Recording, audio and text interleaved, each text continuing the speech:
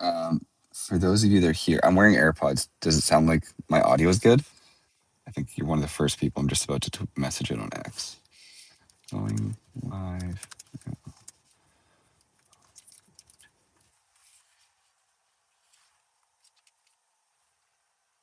It's good. Sounds great. Okay, 2 seconds.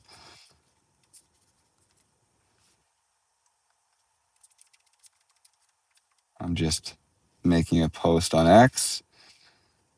Now,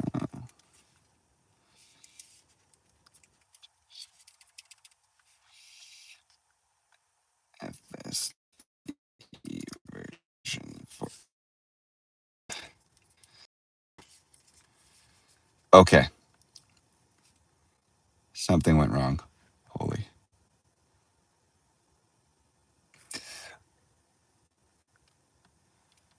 Okay. Okay. Okay. Sorry, guys.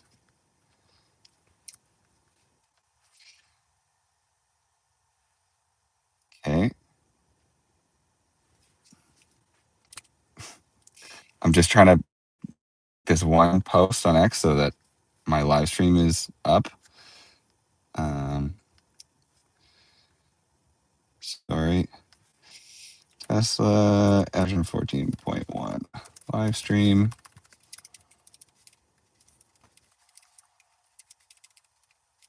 Come on. This is very difficult, apparently.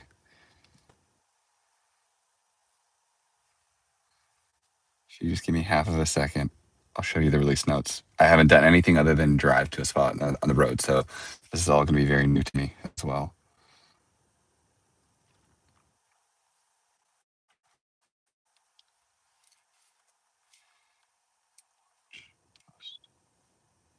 Something went wrong. Oh. Okay. Well, anyways, we'll start with what you guys are here.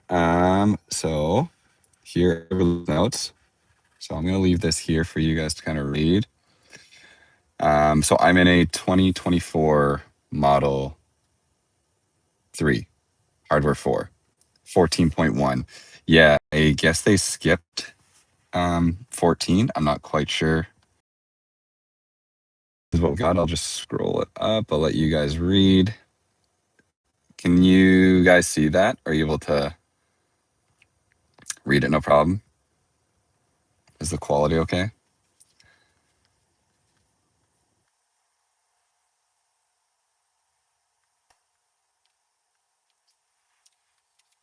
Sorry, I'm doing this and also still trying to make my tweet work. So there's some upcoming improvements that it mentions. But then I think this like arrival option is like what's in now. So we'll see. Like I think when I go to put in an address, I'm going to get to select arrival options. You're going to get to choose if you want to park on the street or a driveway, which is really interesting. And then for speed profiles, there's an extra profile now called Sloth mode. Hopefully you can see that.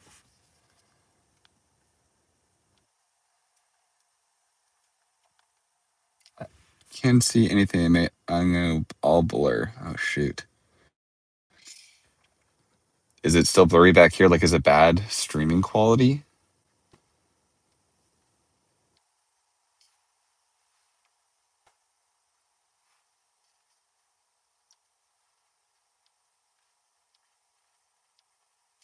I'm looking at it on my laptop to see like how it looks for you guys. UI, your network is bad.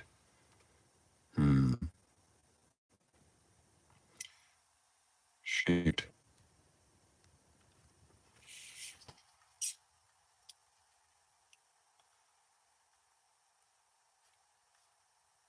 Okay, well, I'm gonna put this in low quality on my laptop here and just try and like watch along. But yeah, so I will put my phone here. 1 second.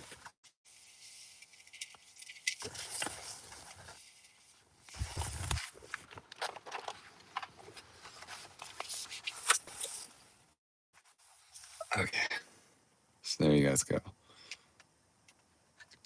Just putting in a phone holder right now.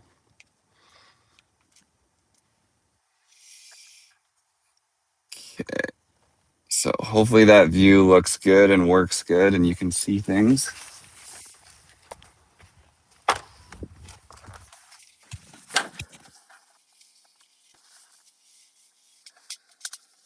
Go to bed, you're half asleep. Yeah, I am very tired. This is like my setup right now. So I'm going to try and do this in a way where I can talk to you guys, but also still.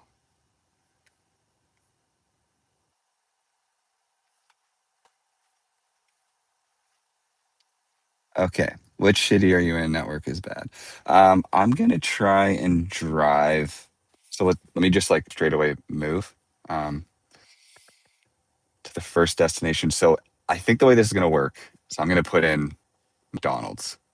So I'm going to put in McDonald's near home. Huh.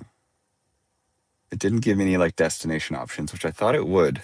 Um, what if I do, I'll pick a place instead. So I'm going to choose this hospital and I'm going to hit go. Okay. I thought that would show parking destination options. So this is the new button, start self-driving. So I didn't even have to press and hold that. I just tapped it. So that's the difference for sure. And I'll put this in display, I'll put it in light mode.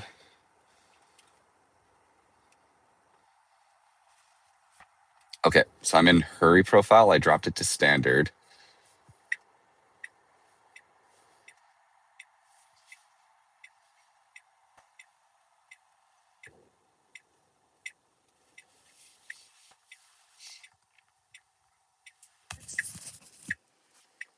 Okay, still very slow at that first stop sign. So I feel like stop sign behavior hasn't changed at all.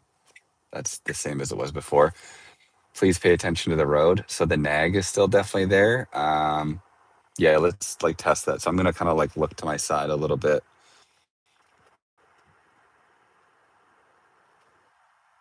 I'm gonna very much so not pay attention to the road by like looking at the laptop for a second. And you can see it's already beeping at me, beeping at me. So looks like the nag is about the same as it was before.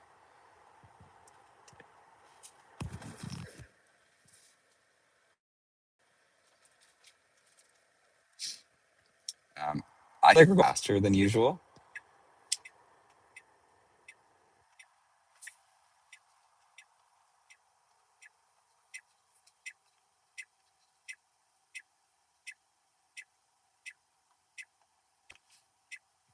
No. Oh, okay. So if you can see, there's the blue. So I have it on rainbow road mode. I'll turn that off right now, and maybe I can see what the line item looks like. So, toy boss, rainbow road. So it's still a blue line, no gold line. But what is different is when I was parked right there, there was that blue glow underneath the car, the same as like we saw with the robotaxi. So I'm navigating to a hospital right now. Let's see what it does for parking. So standard parking. Oh, I see here. Okay, at destination park. So this is where I choose it. So speed profiles are all here at destination park, and then I have it checked to parking lot. So I could go also to a charger or to a parking garage. So right now, it should try and find a parking lot. I'm navigating to the hospital, and you can see here. Hopefully, you can. Probably can't. Standard parking lot. So really good job with these speed bumps. That's a parking lot on our left here. So if it was me, I wouldn't go this way. Okay, nice. Because it looked like it wanted to turn left there, but the route was wrong because it was a one way. So now it should go left here. Perfect.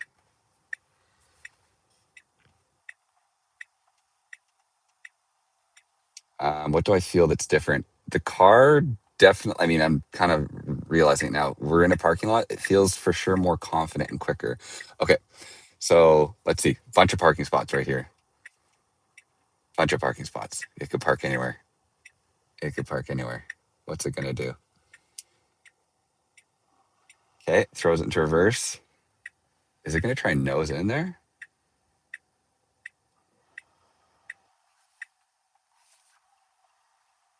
Perfect. Okay. So that, yeah, that absolutely put us in a parking spot and parked us at our destination. Cool. Okay. Um, so let me try one more time here to make that post, by the way, just that I'm live here. Um, going live now with FSD version 14.1 post. Something went wrong. Okay. Will it actually do end-to-end park now? How does it work for charger? Can one of you, I don't know who's in this chat, if any of you guys are from X, can somebody in here like post this live stream and then I can quote it? Because when I try, I think it thinks I'm like spamming because I did it twice and it failed. So if one of you is kind enough to like share that I'm live on X, I'll just, and then like at me as well, like at Devin Olson, just so I can repost it.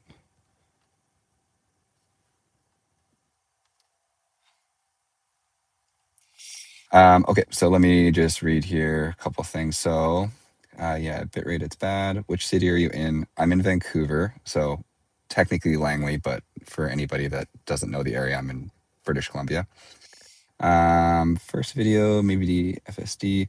So, yeah, the thing I was trying to explain also, oh, but it's not here. So in the robotaxi, it glowed blue here. But yeah, when you're in park now, there's like a blue glow underneath the car. It's not gold, but there is blue and it does glow. Will it actually do end-to-end park and how does it work for charger? So yeah, let's test that. Let's see. The chargers are kind of far away. We can go to these chargers. Okay, so I'm gonna route to this charger and I hit go. And then I'm gonna hit start full self-driving. It's just like you press a button. For anybody that, oh, that's really cool. Okay, so I'm navigating to a charger, like as you just saw. Hopefully you could tell that I picked it out of the map there. Um, oh, this is tight. Oh, this is very tight. Okay, we kind of slammed on the brakes a little bit there. That parking lot leaving was very tight, but the car did a good job. So now we're in self-driving standard and it said charger. So it understands that we're going to a charging spot. And I think it's going to back us in to the charger with that knowledge. So very cool. Like, I don't know if you guys can see this. If you can see the screen or not. So these are the new options on the left here.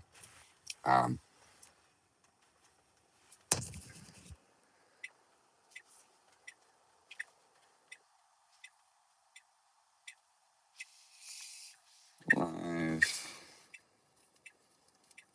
Tweeted you now, Devin. Okay. Did you at me? Oh, there it is. Perfect. Thank you so much, Jim. Okay. The nag still very much alive. Oh, full self-driving supervised hands-free mode off. So I just got I think 'cause I'm wearing a hat before this message used to happen because like you'd get your vision obstructed. It'd say vision obstructed, please touch the wheel. Oh, and full self-driving hands-free mode on. So it looks like it clicks in and out of that a lot quicker because before, if you blocked the camera, it would give you a warning about how it can't do hands-free mode. Oh, yeah, obscured by hat. But then I'd always have to touch the wheel. Oh yeah, okay, so it still is the same. So I'm gonna wait. I'm gonna wait.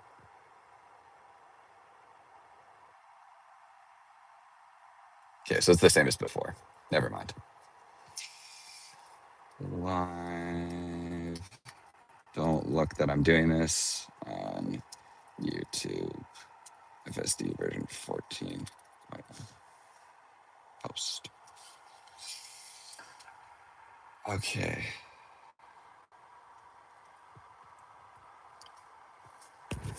Hello from Korea. Wow, that's crazy that you're watching this. Hi. How is the stream, you guys? Should I make this screen brighter or darker. Like, I don't know how the phone's picking up the kind of like the difference because it's quite dark outside. So, I mean, I could put lights on in the cab and you could see me more, but then you might not be able to see outside as well.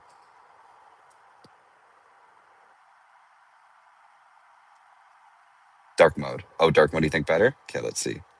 Display, dark, this, and I'll turn these lights off. Does that look better? This looks good. Okay. I'm going to try sloth mode. Are you really in Vancouver? It's not raining. Yeah, right? Okay, so yeah, there's a fourth profile now. So there's chill, standard, and hurry. This fourth one is sloth. My X account is Devin Olsen, DevinOlse, and then there's two N's actually. We just got in the wrong lane. Or I don't know what we're doing. This is very wrong. Very, very wrong. You can see we're supposed to go right, and we're going in the far left lane for some very strange reason. Uh-oh. Okay, this is definitely a version 14.1 mistake. The car's never gotten this wrong before. I don't know where we're going. We need to be going that way. Okay. Strange. So we were at 4 minutes, and you're gonna see it's gonna update. Like, you can look what the route should have been, and we're now driving this like very weird. Yeah, I'm gonna try really hard to not disengage. I'm gonna try and let the car do everything. Yeah, I'll submit that as feedback. Good call. So I have the camera icon as early access. So up here, if you hit this little like camera icon. So U-turns aren't really legal here in Canada. It's like 2 a.m. and there's nobody around, so I'm going to kind of let it do its thing. Any other time of the day, this would be illegal. So I'm going to flag it as well because it's illegal, but I'm not going to disengage. The only thing I'll say that maybe caused this is my timing. Like closing X. I put it on sloth mode, I think just before that happened. I don't see why that should make a difference, but hey, Jesper, morning. I was going to message you, but I figured you were sleeping.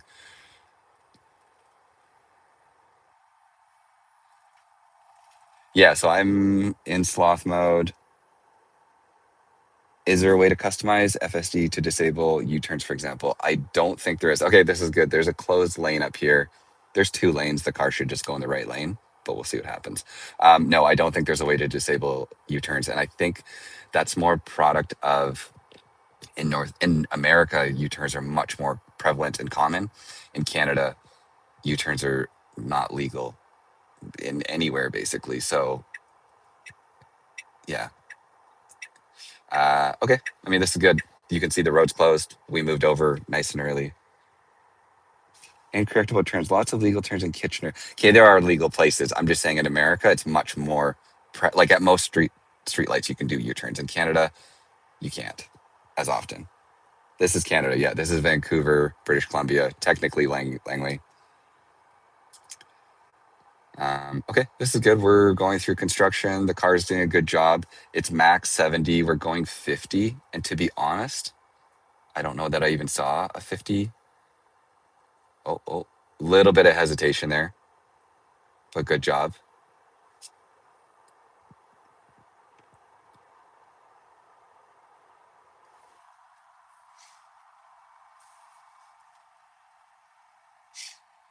So what we're doing is we're navigating to a supercharger right now. And here you can see because we're navigating to a supercharger, hopefully you guys can see this, but it says at destination. It's going to say park. And then under park, there's two options. It says charger or parking lot. And because we're going to a supercharger, it defaulted to charger. Increased attention required. Keep your eyes on the road. That's a new notification. So anyways, the car because it's in the mode it is, understands that we're going to a charger and should back us into a charger. We'll see how that goes.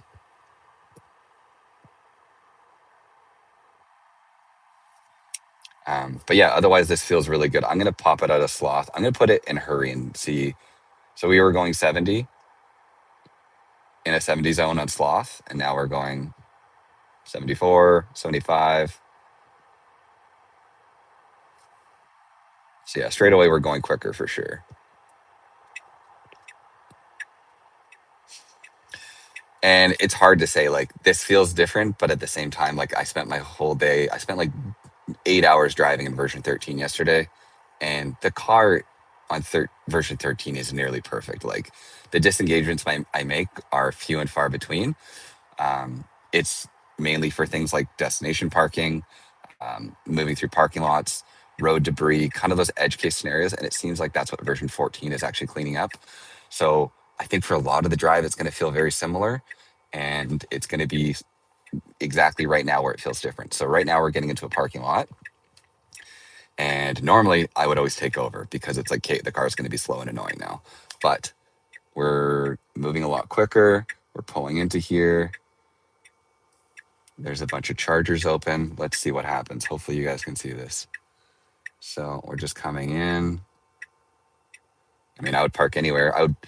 To be nice, I would not park right next to somebody just to give them space.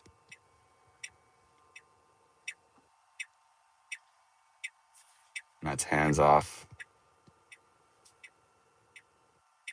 Oh yeah, and there's a blue underglow. Yeah, yeah, for sure. You can see the car has a blue underglow all the time.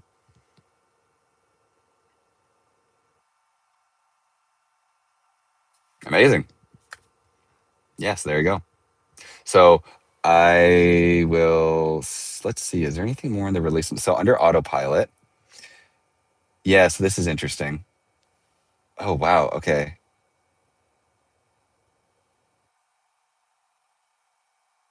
Interesting. If you guys can see text, I don't know how clear it is. So under autopilot is where normally you can choose what you are here. I'll pull it off actually. Okay. So normally under autopilot, you have the different options: traffic aware, cruise control, auto steer, and FSD. You can't change anything now. It's completely locked out. You can only do FSD. There is no more autopilot or auto steer. There's no more traffic aware cruise control, which is really interesting. There's also no like speed offset percentage. Um, Crazy. So, yeah, maybe things are getting merged into this like the FSD branch because autopilot or auto steer is quite old technology. People complain about it all the time. Actual smart summon is still here. I'll test that in the morning unless people really want me to test it now, but it'd be hard to do that and be live. So, yeah. So this is okay. Let me read a bunch of these things quickly. So, just gonna scroll up. Um, do we know how stop signs are yet? Yeah, Jesper, it was definitely slow at a stop sign, which is very unfortunate. Here, I'm going to pull up the release notes while I read software. So you can see we are on version 14.1, FSD version 14.1, 2025.32.8.5. I'll open the release notes here. Okay, is there a way to customize FSD to disable U-turns?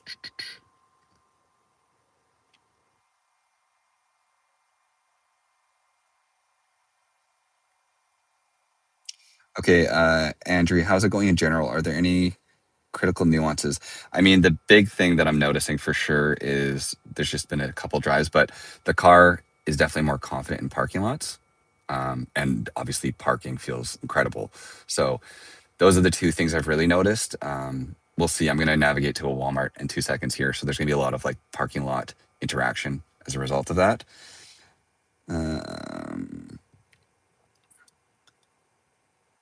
Are you sure it's not just a Vancouver thing? I live in Toronto. We make U-turns all the time.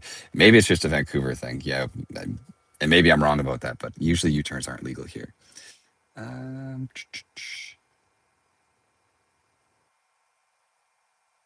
yeah, free height. It's very hard to evaluate how much better 14 is because there's so few interventions already with 13. It's very true. Version 13 is very, very good already. My, like I was saying, the issues that version 13 has, it seems like version 14 is addressing a lot of those things, and parking lots and parking and potholes and road debris being those big things. Those are my disengagements 99% of the time, and this update seems to have fixed that. So we'll see. Yeah, auto street beta unavailable.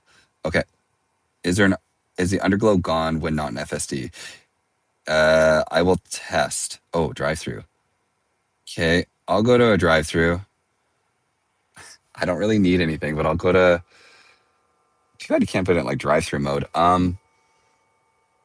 Yeah, we'll go to Walmart right now, and then I'll go to like a McDonald's and put it through the drive-through and see what happens. So I'm just putting the phone back 1 sec here.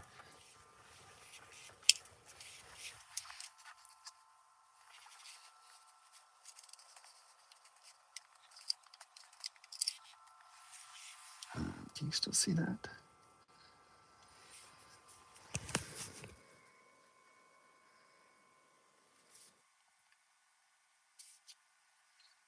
I'm looking at the view that you saw of me as that was happening. Okay.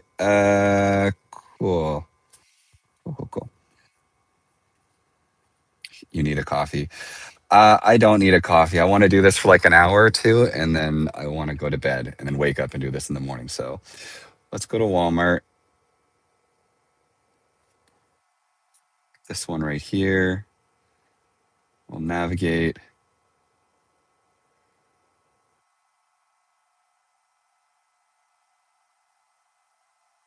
Oh, hold on. Wi-Fi off. Okay. So big difference here is for those of you who had version 13, press and hold to start FSD was quite like a big thing. Now you just tap it and it goes. So like it's a one button press, like it's very quick. And yeah, there's a faint blue glow under the car that might be hard to see, but so I'm gonna leave it in hurry right now as we go through this parking lot just to kind of see how it does. So we're definitely still coming to full stops at every spot that you're supposed to in a parking lot, which is it's legal but unnatural.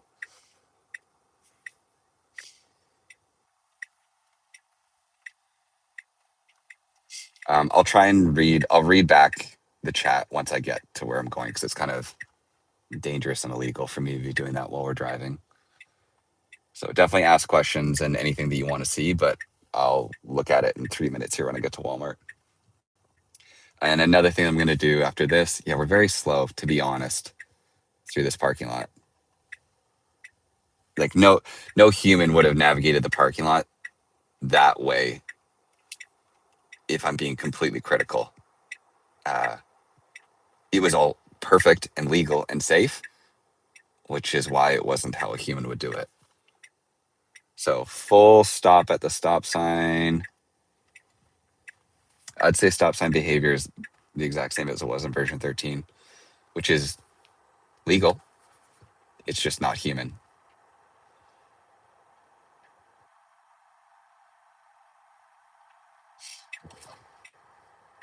Okay, so we are going. I'm going to say at destination, I'm going to say curbside. So this is going to be like a robo-taxi style drop off is what curbside is going to do. So what should happen is we should get dropped off at the front as though we were getting dropped off by an Uber or something. And I think the reason that this is an option is kind of to warm up the idea of cars being robotaxis. Because if somebody was sitting in the back seat, that's the option that you would have selected, and you get dropped off at the curb, and then the car would just keep going after the fact.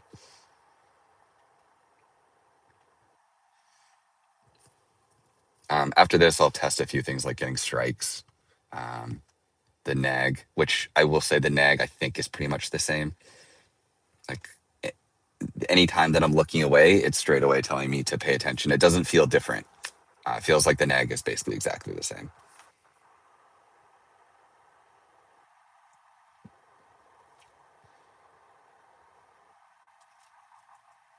Okay, small thing, but I would have gone in that entrance over there because that would have put us to the front of Walmart a little bit better. Now the way we're going to be coming, if it truly drops me off like at the curb, would be facing the wrong way, but we'll see what happens.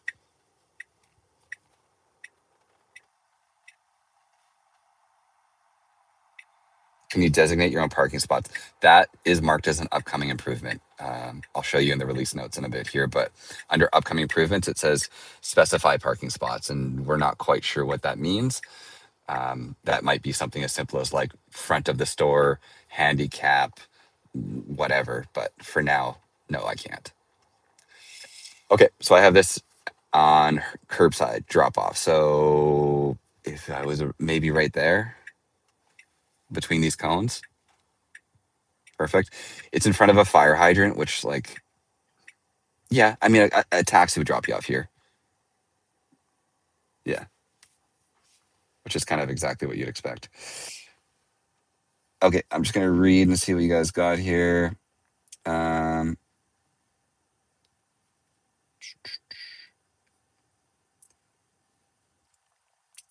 what's the parking logic when arriving to a residential house? Wow, that's a good question. Okay, I'll go to a drive-through and then we'll go to like a house and see what happens. Um, try multi-story parking lot. I'd love that, except for where I am in Langley. I don't think we have any of those. It's kind of a small town. Like tomorrow when I'm in, I'll go to Vancouver and do that. If you hold down the auto steer button, any tool tips, etc. Like this one. Oh, weird.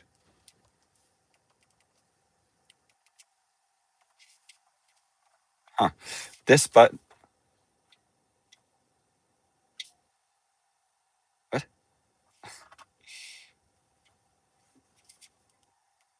Oh, that makes sense. Never mind. Um, did it park at a stall that's out of order? No, it didn't. How fast is it stopping at stop signs? The same as before. Can we see the summon settings? I don't think there really are any summon settings. Um, autopilot. Oh, customize summon. It's the same as before. It's the completion sound, bumper clearance. It's all the same summon settings as before. I didn't see anything in the release notes about summon being changed. How is the nag? The nag feels the exact same. Underglow is, let me chat test. Is the underglow gone when not in full self driving? So yeah, I would say probably. Whoa, am I wrong? Is that not way different? I think this is way, way, way, way different, right? This like visuals, like the occupancy network. That feels like it's visualized way different than before. Huh. Strange.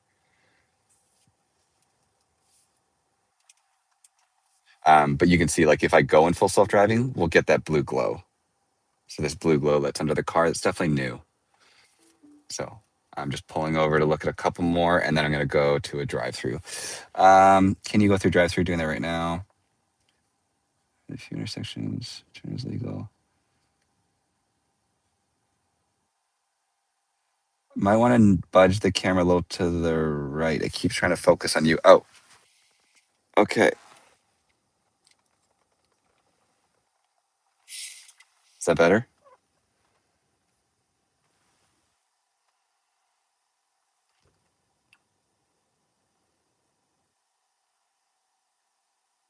I can actually just move it forward. One sec. One sec. Sorry, guys. Here, I'll put up the release notes while I'm doing this. I'll these are the release notes.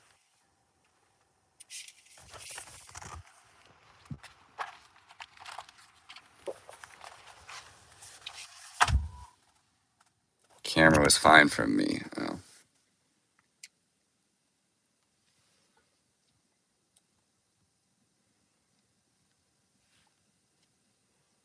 Yeah, I think it's fine here.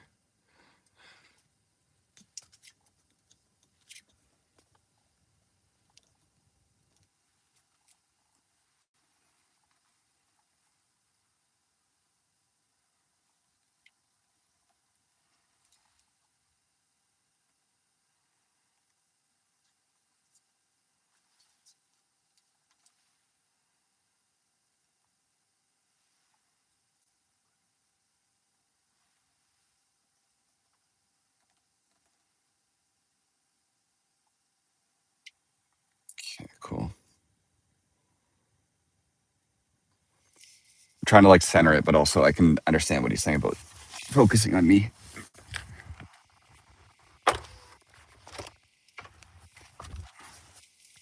I can actually just slide back a bunch too. So that should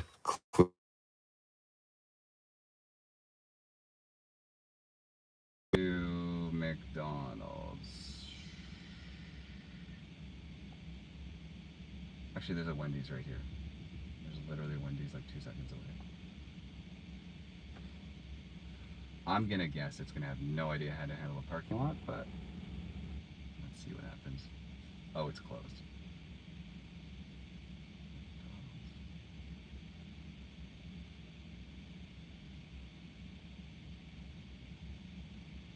This one. Go. Edit trip. Done. Okay. So we're starting FSD. I'm gonna put it in standard. Okay, so at destination, parking lot, street, driveway, charger, or parking garage. So yeah, none of these give me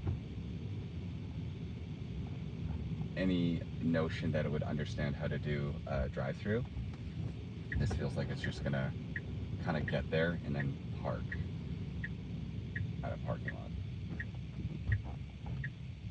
And then it's interesting, now that we're driving, I've lost a bunch of these options. Huh, weird. Oh god, oh god. It does like really wide turns now, which feel way different. We got very close to what I felt like hitting the nose of the car over there.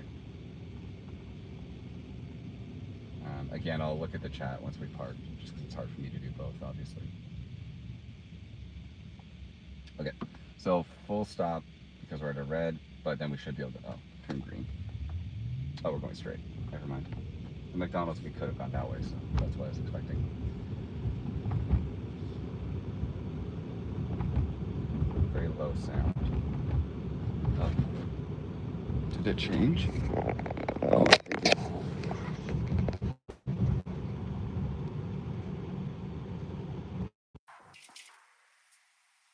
There. That should be fixed. Here, I'm just gonna hold my phone for a second. It connected to the car. So can you guys hear me better now?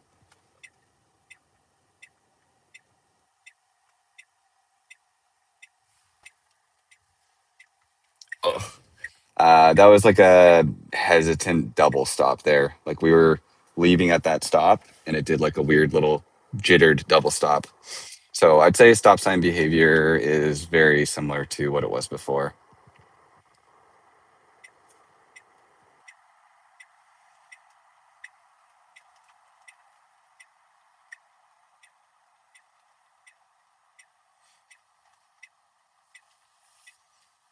Okay, so I'm almost certain it's not going to know what to do from a drive-through perspective, but we'll let it park and then I'll just force it into the drive-through and see what it does.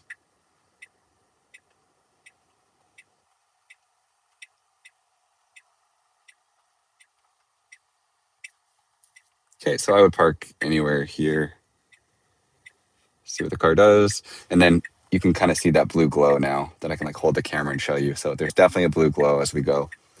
And yeah, it's done this each time that we've parked, but I guess it's the way it's parking. I know it's good. It has yet to do like a back end park in like one. It does like these like two move ones, but it works. There you go. Destination parking. Okay, let me put that back.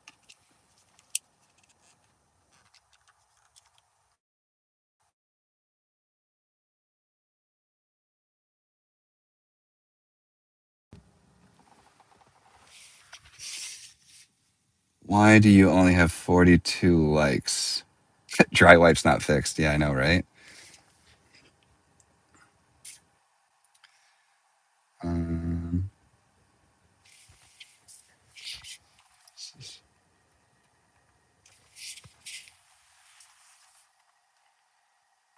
annoying. I want to like change the way the. 1 second.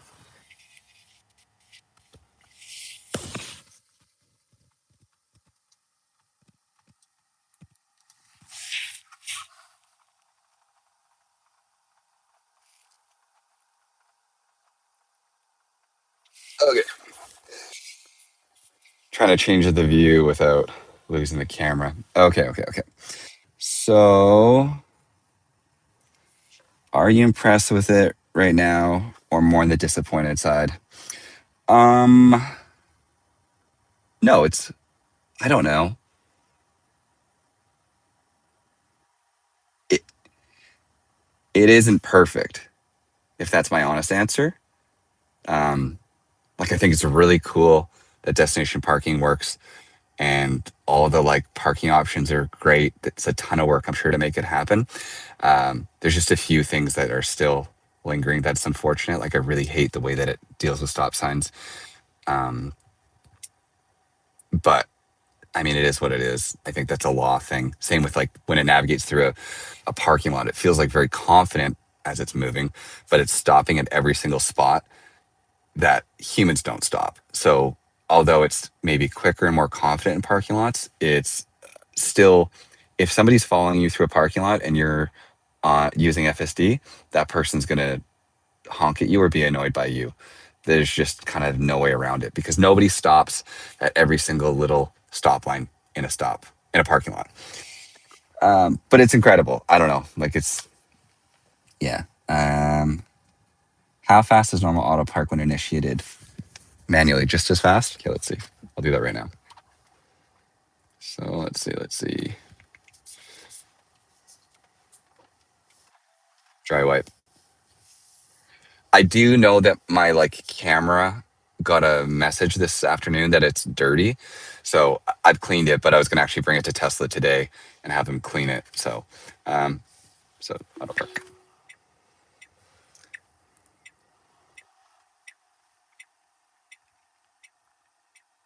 This feels about the same. But see what I'm saying? See how we just did this in one move? And maybe it's just happen chance. But the 2 or 3 parks that I've done so far, it it like does definitely 2 very distinct moves. Yeah, this doesn't feel any more impressive. Very good, but the same as it was before. Um, Wondering why I didn't get the update yet since I'm in early access. So there's my understanding is there's 2 different groups. There's early access, and then there's like I don't know how to explain it. Like I have a camera icon, which makes it I'm part of like almost like a beta test group. There's like a group of us that have this, and all the people with cameras got full self-driving version 14.1 today. All the people that are in the early access group, like through the Tesla app, you'll probably, I assume, though I have no insider info, get it. Um, you'll get it sooner than maybe the average person. I'm not sure how it works. These notes.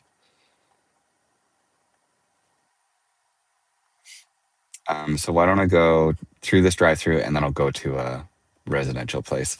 But I'm just looking at all the notes. What we'll do in parking lots that are busier. Yeah, I mean, I'll definitely look at that tomorrow. It's 2 in the morning, and I don't live in a big city, so this is probably as busy as we're gonna get. Um, yeah, if parking is a problem, we become very picky. Yes. So that was my like preface is like I think I always say this. I think what Tesla is doing is incredible. I think full self-driving is incredible. I think people are very hard on the software. Like people like Dan O'Dowd and all those people that try and say like full self-driving is dangerous, they're wrong. I think FSD is great. I'm just being realistic with my answers about like how it's parking. So don't take that to be like full self-driving is a failure. I think this is amazing. I think the whole team has done incredible things. I'm just going to nitpick the things that are wrong because it's a realistic answer. And that's not me trying to be ungrateful for getting to test this. And it's not me trying to like throw shade at Tesla. It's just me giving like a real world, unbiased response. Um, Can you does it start decelerating earlier for stop signs? Can you try a bit of summon? I can't do summon, um, because if I do, I'm live on this phone, right? So if I do summon, it won't work. Like uh, tomorrow I can do that and I'll have to like film it as a video, but I can't just like go live and do summon. I don't know how I could make that work.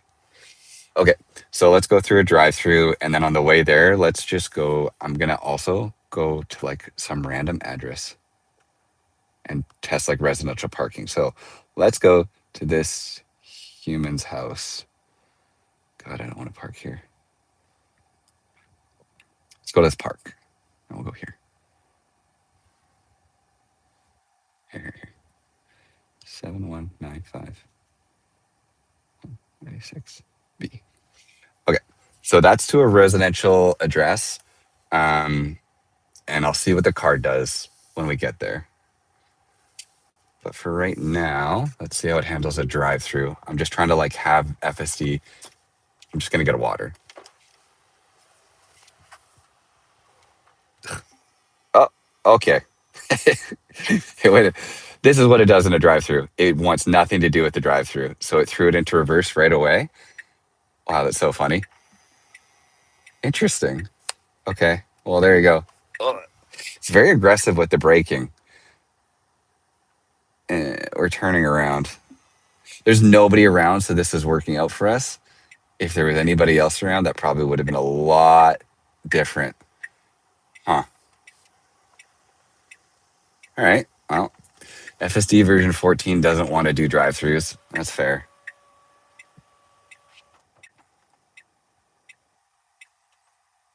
Full disclosure, I used to live here like years and years and years ago. That's the only reason I was able to like in my mind rattle off this address. I have no idea who lives here now, and I hope they don't mind that I'm about to like park in front of their house. So I can click here and go standard. So at destination, there's park, street, driveway, charger, and parking lot. I don't want to hit driveway. It's 2 a.m. I don't really want to get the cops called. Oh, we're slamming on the brakes. Oh, okay. We slammed on the brakes there. There's nobody around. So I'm going to mark that. Interesting. There's cars like way far away, but not that we should have been slamming on our brakes. That was weird. I'm going to say park on this at the street.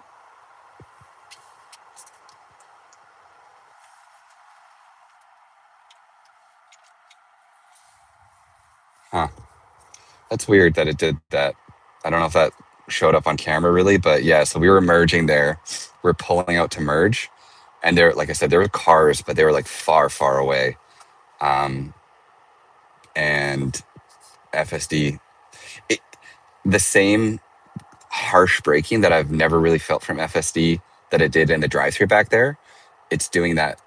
It's like a new type of braking that is unfamiliar to me. It just feels very foreign for FSD to be like moving the way it does. But that was definitely, I mean, not a intervention or disengagement. That was like a comfort thing. If I was sitting in the back of an Uber, I would be like, what the hell is this guy doing? Had that just happened to me.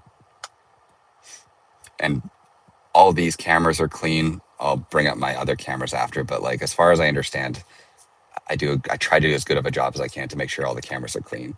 We're in standard driving profile.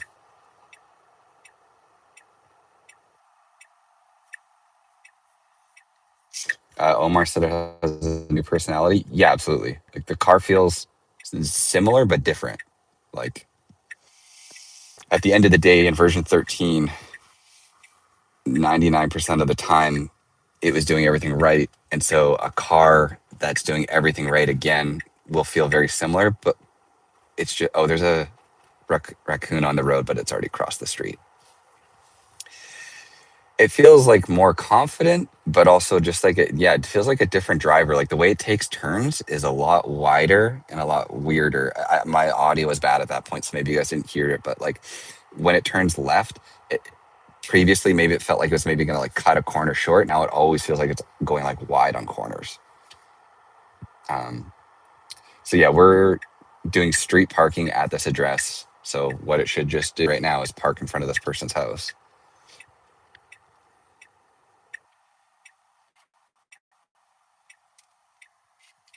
Okay, so if it was me, oh, this is good. There's actually no like straightaway spot. We should not park here. We shouldn't park here. I'm gonna be a little.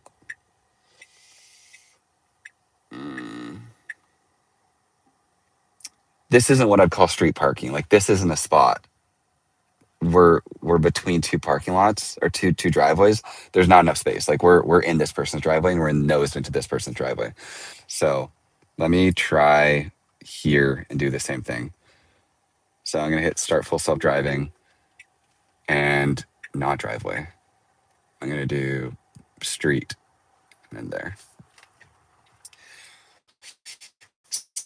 If that was me driving, I would have come up and found like this is a full spot that I for sure could have parked at. Or like, that the mailbox where it just tried to park is more like a drop off. That's a if you're in a cab and it popped you off there, absolutely. That's a great spot. If you're a robo taxi and you're parking for the night, I don't want you to park there. We're stopped. Oh, it's because it's this person's house. I see. Okay. Yeah, let's see what it does here. Interesting. So I think the address is on the corner there. So I'm actually curious what it's going to do. If it put us here, that's fine.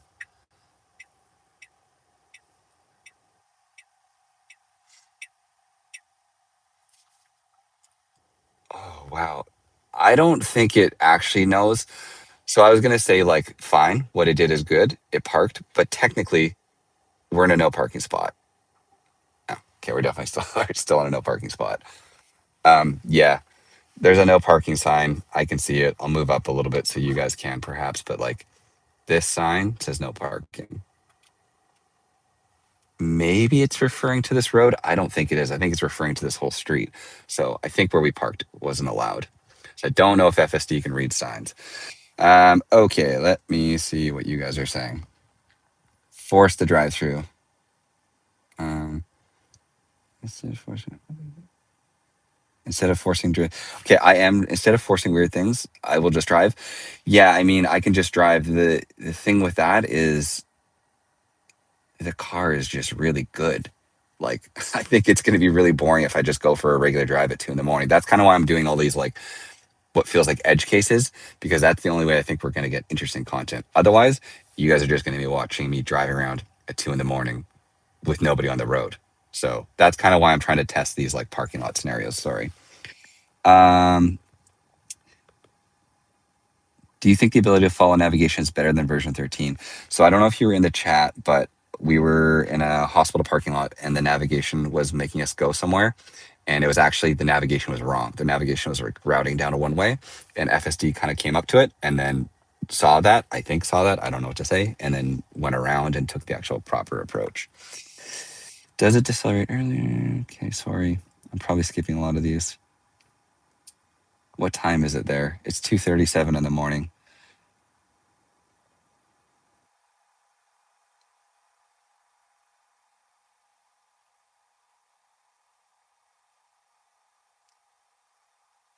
I wonder how different it'll feel in traffic.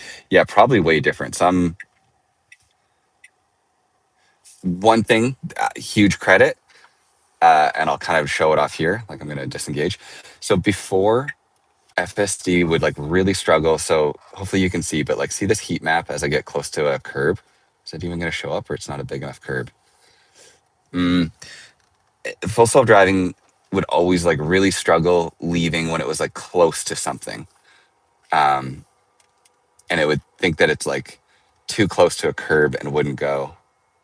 This isn't going to show it off, but it's gotten much better now. Like it's much more like confident about going when it's near things, which is really nice to see. So we're going to a supercharger 8 minutes away that's up by the highway. There's going to be a lot more just driving right now as a result of that. And as well, something that I want to test because for me is a big deal. I You guys are going to make, for those of you that don't know me, I am perhaps famously or unfamously like very critical and truthful of FSD. So I don't like how full self-driving works on the highway. I think it's one of its most dangerous components because you're dealing with high speeds and the car will often follow too closely and just make the person feel uncomfortable. Like my wife won't use it on the highway. We always click to autopilot because she just doesn't like how FSD is on the highway. And even me personally, like if I'm not filming for a video, I'll usually do autopilot when I'm on the highway because I can set a 7 car length and feel very comfortable with how the car is going to drive. So I'm really, really, really hoping that Full Self Driving version 14 has fixed kind of the car's highway tendencies. The other thing in BC, at least, we have HOV lanes. So for those of you that aren't aware, we should come to a full stop and then go and then kind of creep up. Yeah, it's not smooth. So that like creep, there's like kind of, there's no way it would come up in video. It's like little micro jitters as we're like pulling up to turn right. Um, I hope the car follows HOV lanes now, is going to be what I'm going to say. Like, I hope I either will put it in the HOV lane, it'll stay in the HOV lane, but like under autopilot, is it? Um, Holy, where is it?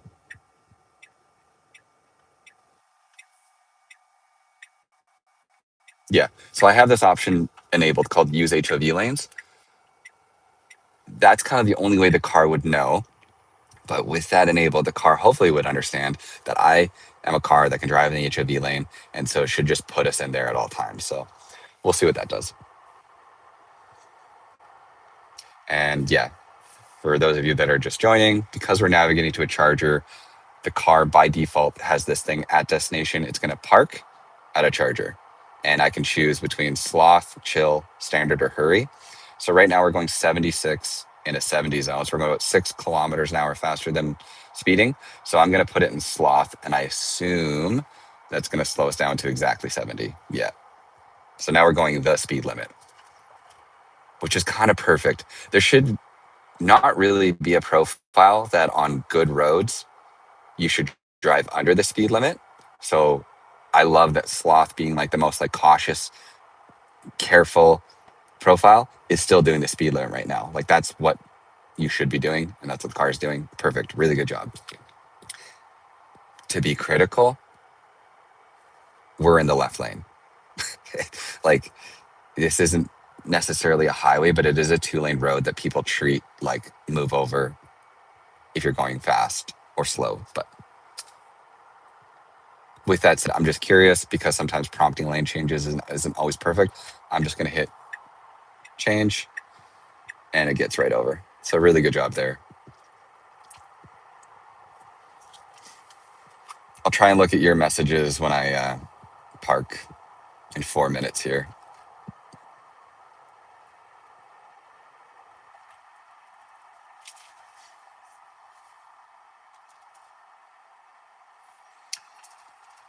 Thanks for streaming this. Okay, I'm going to try and read because we're going quite straight. Chill mode, maybe the new normal mode. And for anybody that's just joining, nag, very similar. Like I look down at the computer for a second. I shouldn't be on a computer while I'm driving, obviously. So it's not lost on me that that's a bad thing. But it's quick to get upset about that. Same with even if I touch the screen.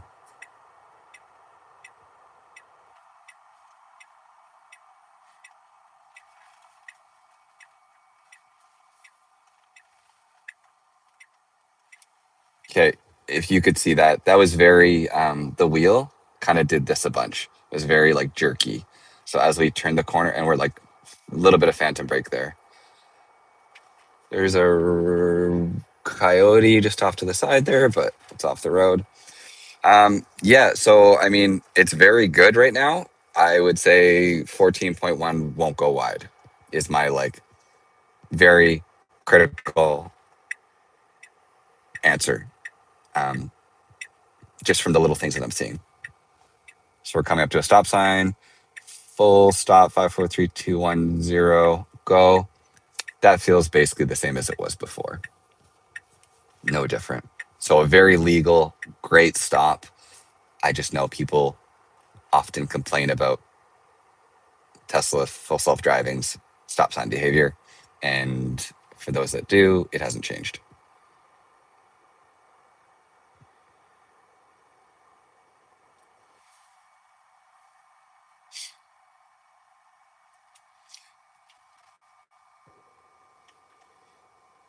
Okay, roundabout here. Nice job.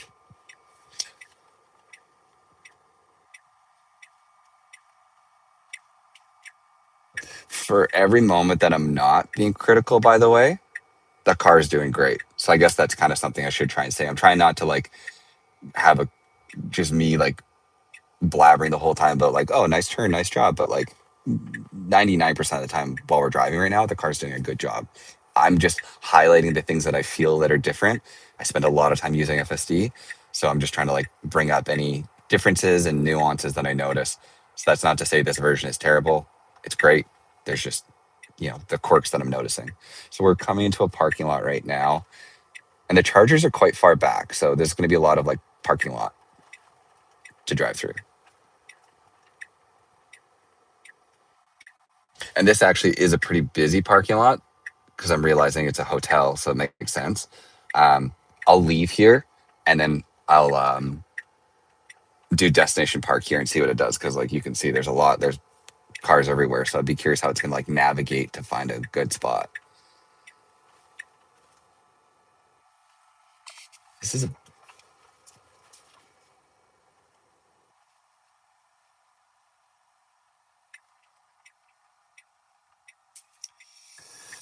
okay. So I think we can park anywhere. It doesn't say any stalls are out of order. So let's see how this does it here.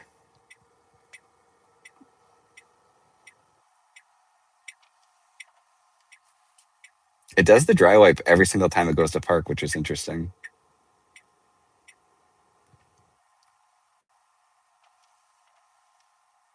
I mean, that's very, very cool that we're now getting door to door press of a button. The car's parking for itself. That's insane. That's like I'm faulting it for its little like issues, but at the same time, I pressed a button, the car just drove me across town and parked itself. So it's very, very neat. Yeah. So let me look at what you guys are saying.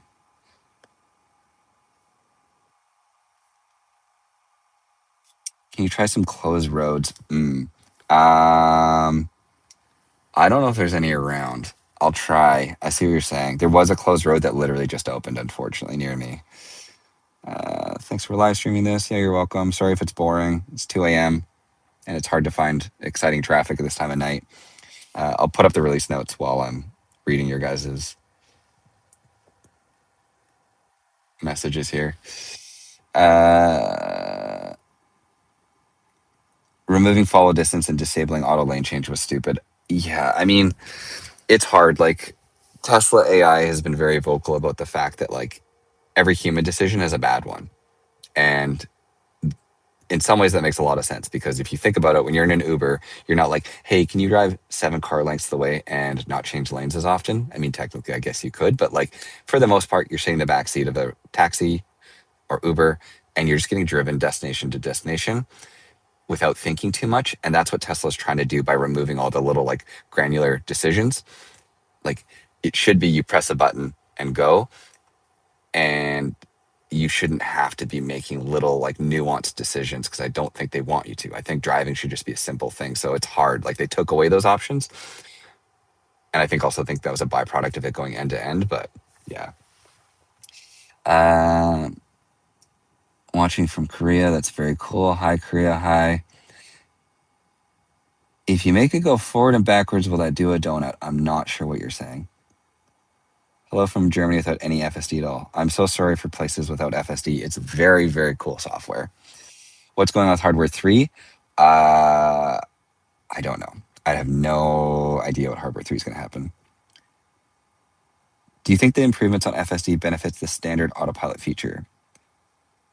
I mean, for those of you that weren't here, so now if you go to autopilot, everything else is grayed out. My only option is to be in full self-driving. What that means, I don't know. Someone could kind of guess that it means potentially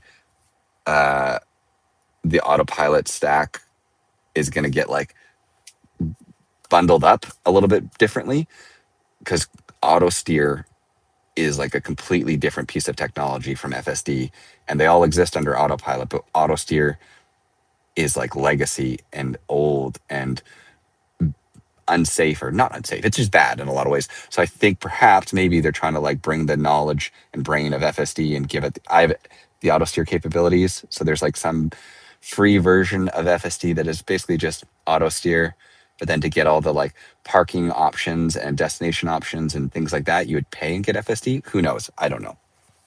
That's my guess. Orange is gone until 14.2 and it'll be back and it'll be like it was before. Just drive.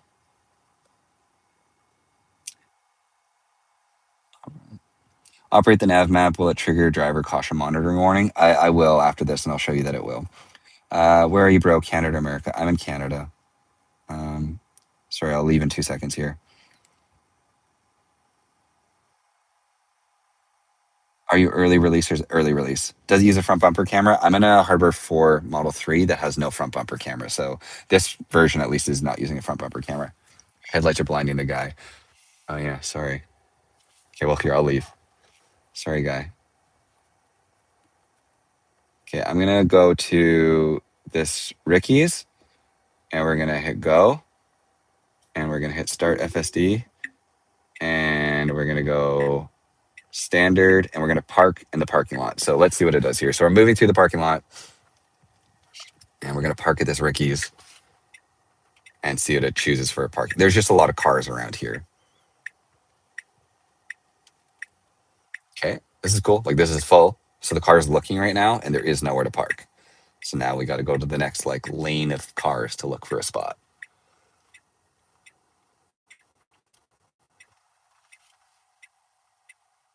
So anywhere here, I would like, oh wow. This is the first like nose end that it did. Oh, cool. Sweet. The only thing I'll say, and I honestly like you can see maybe see like this is kind of not a spot, but yeah, it did good. It did good. We pulled in, great, nice job. Okay, I'm gonna go on the highway now. Which way do I want to go? We'll go to this like go to Guilford. Okay. Oh, and it's reversing out of it. We could have gone forward, but this is perhaps the byproduct of not having a bumper camera, and it's a great way to fix it. So I, a human driver, know that I could have just gone straight out there, but the car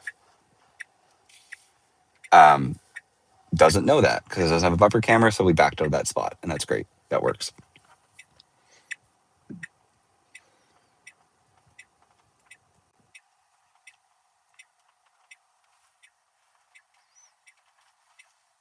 Okay, so we are going to Guilford, and I have it going to. Oh, there is a parking garage at Guilford. Okay, I'm gonna hit parking garage. Let's see what it does here. Yeah, because here, this is actually a parking garage up here.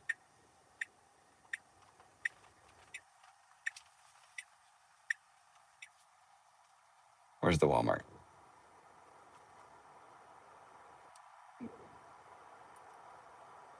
Guilford Rec Center. By the way, this is me using the nav, and you can kind of get an idea of how the nag is.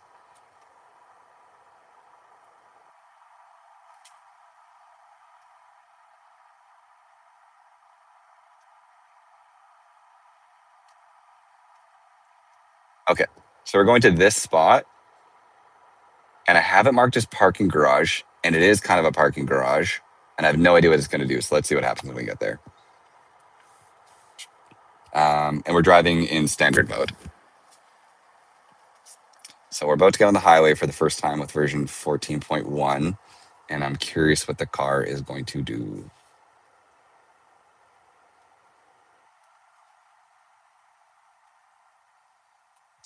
And for those of you that are watching, little shout out. I have a FSD channel, Canada FSD. I do lots of like full length videos where I just do like long narrated drives. And I put a lot of work into them. I haven't uploaded in a while because I've been waiting for version 14. So if you like the channel, subscribe. The content's usually a lot more like refined than this is. Like this is pretty chaotic and messy because it's 2:54 in the morning and I never live stream. So I'm live streaming. So all the kind of like quirks and problems, I really put a lot of pride into that not being the case when I am doing actual videos. So I apologize for those of you watching if this is like terrible to watch. But if you enjoy this style of content or me, subscribe, and I promise the videos that I put out soon will be much better. Okay, so we are in standard mode. Speed limit's 100. I would go anything less than 110 would be great because I wouldn't go much faster than 110.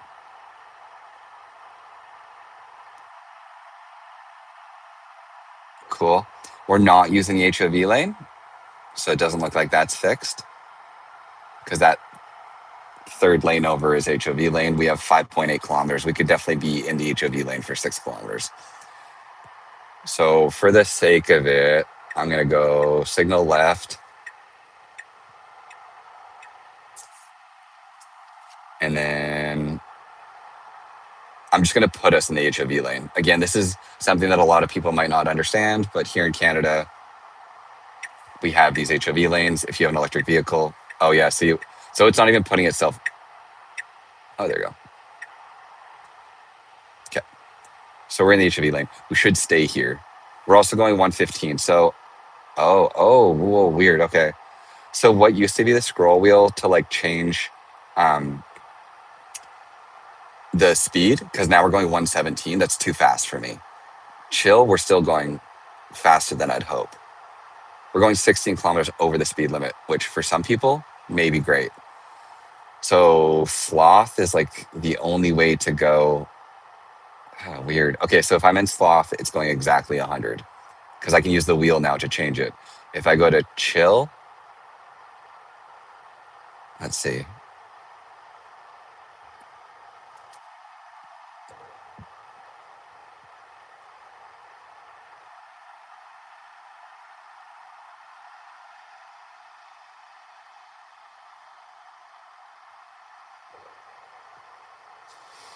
(106), 107. I'm surprised that chill is going this fast, but so that it seems like they took away the option to select the speed that you can go in the car. And your only options now are to choose the driving profiles. So I'm not even realizing that, but on all the like surface roads we were just driving on, like in the city, I could never have scrolled the wheel to go faster or slower, which is actually really weird because there's so much of the time that's how I'm driving with FSD. Like I'll if we're going too slow, I'll scroll the wheel up and I'll put it in hurry, or I'll tap the accelerator. And if we're going too fast, I'll scroll the wheel back and like set it to max speed. And you can only do that with driving profiles now, from what I'm seeing. If I'm missing something, I apologize, but like that looks to me to be how this works. So yeah, like this wheel, hopefully you can see it. This wheel, for those of you that aren't aware, scrolls, and this is how you change the speed. And yeah, it changes driving profiles now. So what does, so does going left and right. So before you would kind of like a Game Boy controller or whatever, you'd go like left and right to do the different profiles. That it still does it, and so does scrolling. So, oh God. Okay, I don't know if you guys saw that. It tried to go into that lane and then threw itself back into this lane. I don't know why. That was weird.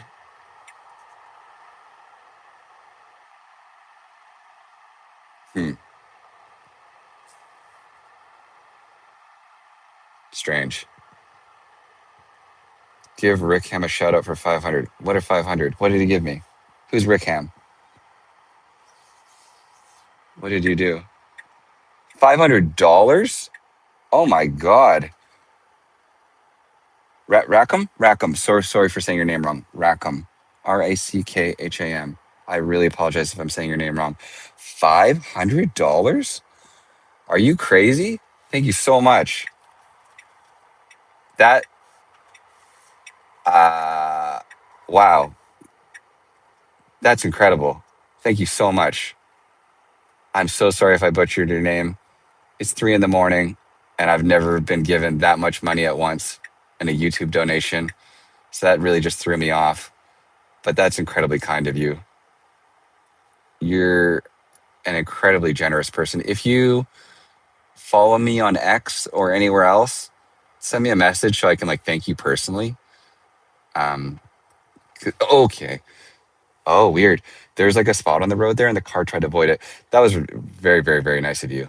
Um, wow, that's crazy. Thank you so much. $500. Well, um, yeah, that means a lot to me, more than you can realize, because doing this type of content takes like time and effort. Like it, it's a huge passion of mine. Like I love technology. I always have. I love filming, and I love Tesla and full self driving. So like doing this is like a massive passion slash hobby for me. But it takes a lot of time.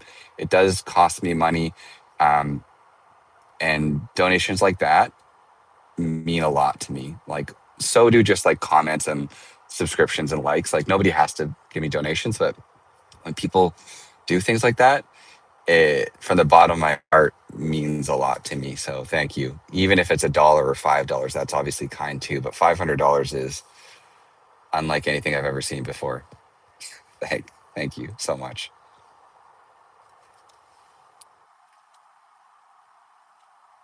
Anything new with Smart Summon? Sorry, I'm missing a lot of the chat clearly because I missed that massive donation. I just glanced and saw that one thing. I haven't tested Smart Summon yet. I would have to end the live stream to do so because I'd have to use my phone. So I'll make a video about that later. But I would hope and assume that it's been improved because, yeah, I don't know. There's nothing in the release notes about it though.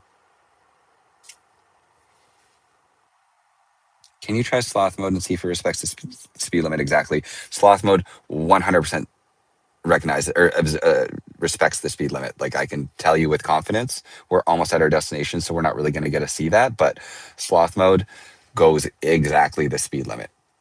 So for somebody, because that's something that I think is different. Like in North America, people speed.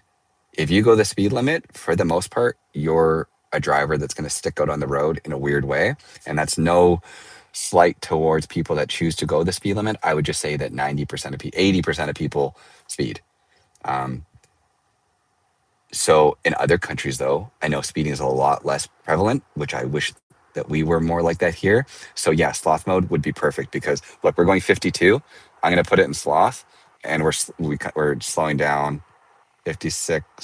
I'm surprised we're not slowing down faster.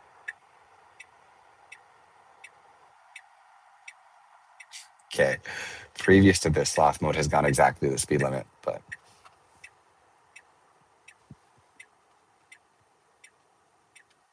this guy is fake. Only one on internet. Who's fake? But you should give people.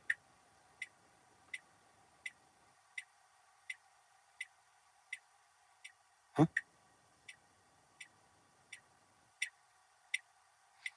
But you shouldn't get. Sorry, I'll read this when I park. If I'm getting anything wrong, I apologize. I will say I spend an extreme amount of time using full self driving, reading about full self driving, testing full self driving. So, like, a lot of the knowledge I'm giving isn't coming from a place of ignorance, but like, obviously, with version 14.1, things have changed drastically. So, if I'm wrong about something, that could be the case. But most likely, the information I'm giving you is, if not correct, oh, this is good. There's a gate. Okay, look. We're closed here. So what's it going to do? Okay. Really good job. It's U turning.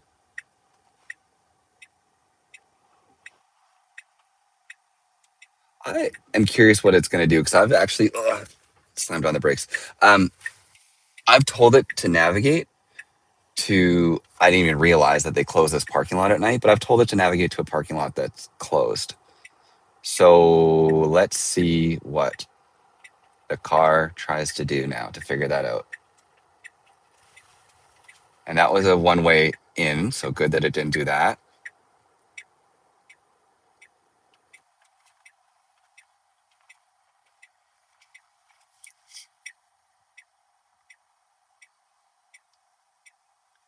Can you ask Grok for starting the FSD? I'll check in a second. I'm almost certain we still don't have Grok here in Canada, unless it got like quietly added in this patch. There's some crazy law that's being like sorted out right now where Bradman 299. Thanks for sharing, mate. Love from Australia. Thank you so much for the donation. Appreciate it. In Canada, we have this weird law that there's like a privacy law, and it's not. We can't have AI in vehicles. Very weirdly, specifically enough. So Grok currently isn't in the cars. Okay, this is cool. So that parking garage is closed. You saw. So what it should do is just kind of bail on the option that I gave it and be like, "You're going to get parked here instead." And I think that's exactly what it's doing. Wow, that's so smart. Holy.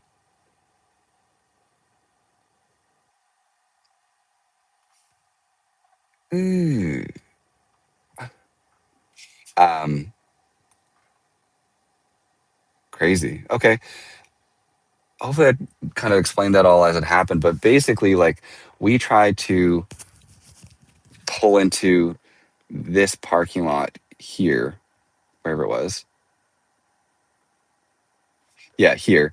And the gates were closed. So the car like was trying desperately to get here and fully on its own, AI, whatever, got out of here and this spot, which it like thought about turning into. You could like feel the car think about it, but it's a one way, and it's like, no, I got to keep going. And then it went, pulled in here, navigated through the parking lot, and then another closed gate right here. Like it's trying to get here the whole time, put itself here, which is about as good as you could have expected for what I told it to do, which was impossible.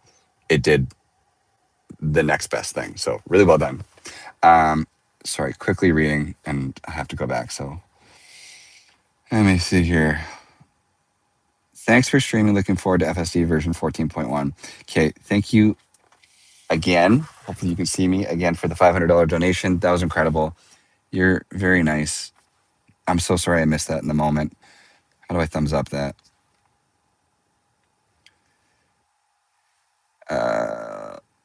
Okay.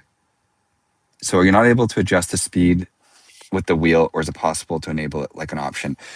So my understanding is no, I can't adjust the speed with the wheel anymore because when I was driving, using the wheel just changed the profile.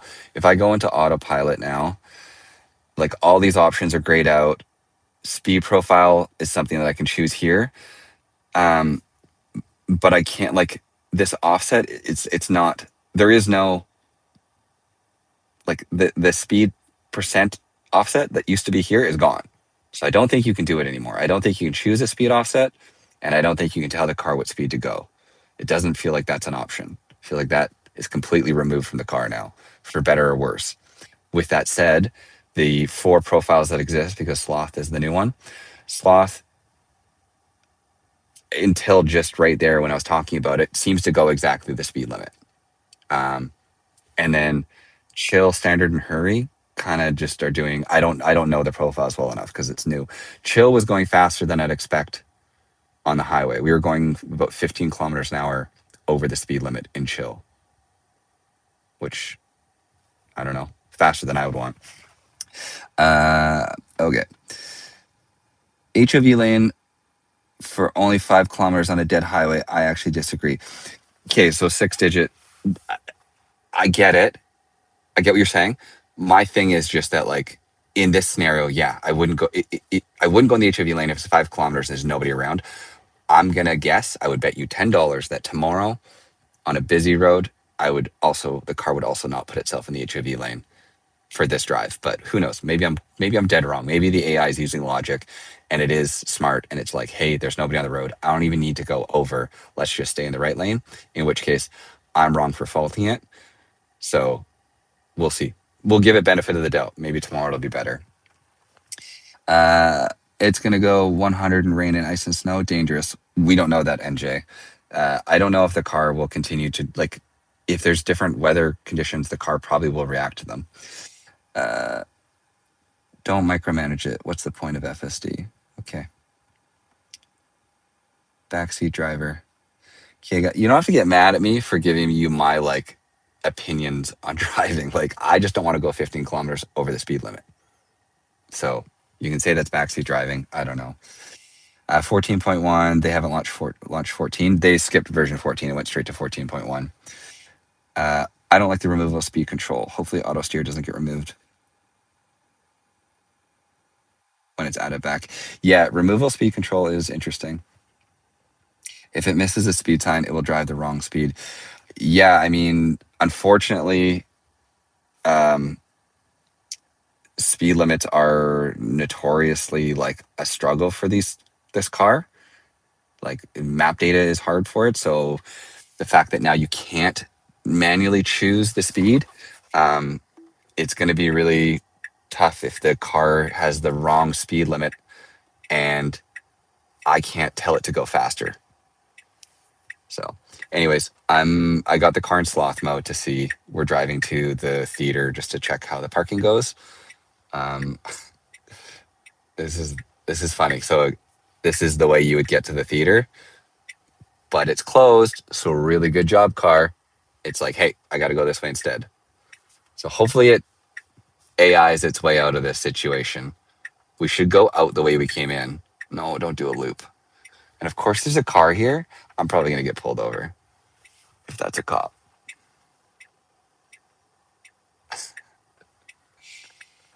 Oh, no. How many times do I let it do the loop, guys?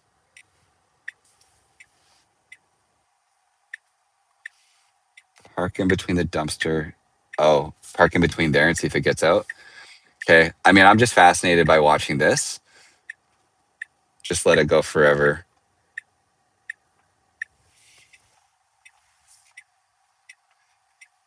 To really like drive the context home, it's 3:11 in the morning. There's one other car in the parking lot and it's looking dead straight at me. Like, this man has to be wondering what's going on. How many Tesla holders are in here? Okay, well, I can read the chat because I think we're just going in circles. So, let me know when to stop this because apparently I was backseat driving when I took over earlier. So this, you can see the nag still exists. Like, I looked down at the thing for a second. Take a nap, man. You did a good job. Yeah, I'll take a nap in a second here. Like, I'll kind of like poke my way back towards home and probably go to sleep and then wake up for the morning. Okay. $9.99 donation from Rebellionaire. Excited to see it conquer the issues you've had with previous versions. Can you recap how it is with lane choices and potholes so far? Whoa, endless loop. Thank you so much for the donation. I'm just going to quickly talk about this while we go in this endless loop because I find it a little bit funny, and then I'll get it out and park in the dumpster there. Lane choices and stuff are hard because it's 2 in the morning, 3 in the morning. There's not a lot of like options that the car has to make right now. It seems good. I will say that the car does feel different while it's driving. Like, there's been really like jerky brakes in several scenarios that I've never ever felt before with FSD. And the way it kind of takes a corner feels different. And I know that kind of sounds very like perhaps ignorant the way I'm wording it, but if you've spent a lot of time in FSD, you would, if you've spent a lot of time with FSD version 13 and someone put you in this car, you'd be like, we're driving with a different version, 100%. I'm curious to see what my wife will say, but this feels very different. So, okay, I'm going to autopilot snapshot this to Tesla FSD. And then what else did you ask, Rebellionaire? Potholes? Yeah, so for potholes, there was what looked like a pothole because it was like a wet mark that was confusing. And the car went, you saw it and it went around it, like it went out of the lane to avoid it. So pothole detection seems to be in. I haven't tested it with like a proper actual pothole, but yeah. Okay, so I'm gonna stop and then park us in between this thing. That was very fun. So endless loop. I'm gonna hit report one more time. So I'm gonna put us right here.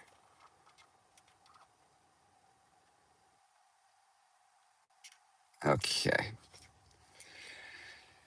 Put us in park, and then I'm gonna navigate us to, let's go. I'm curious. Okay, so this is every time I've navigated to a supercharger, it defaults to back in parking, understanding that it's a charger. This is BC Hydro charging, which is our other charger. I'm gonna select that, hit go. And I'm curious if by default it understands that. Yeah, so it knows right away that we're going to a charger. And this is what we're doing to get out of here is kind of like easy for FSD. Like we're backing out. It didn't even hesitate. It just straight away threw itself into reverse and is backing out. So really good job.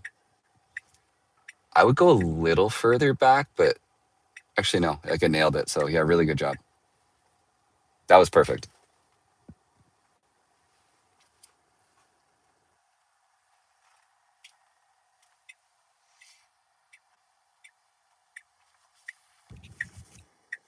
Okay, and so yeah, stop sign behavior, basically exactly the same. I think it's taking a little bit too long to come to a full stop before it goes, but it's stopping. It's good.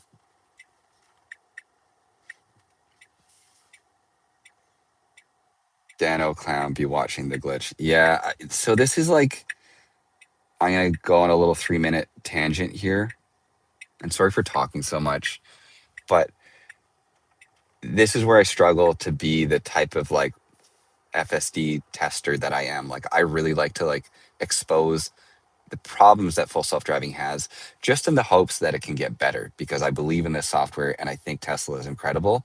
I never try to like bring up these scenarios in the hopes that like people will have leverage to hate on FSD. That's just unfortunately a byproduct to like doing something like that. Like I just drove in circles for like 5 minutes talking to you guys. I think that's funny, but unfortunately people will take that out of context and then probably use that to say like 14.1 sucks or whatever. That's not at all what I'm trying to do, but I'm also just trying to be very like honest and truthful with my like thoughts on this all. So yeah.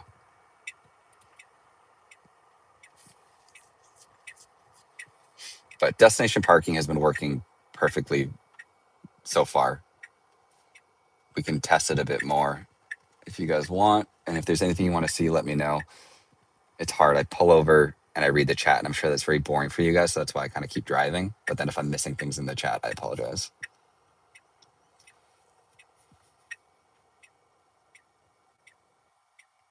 Please talk, otherwise it's boring. Okay, good to know.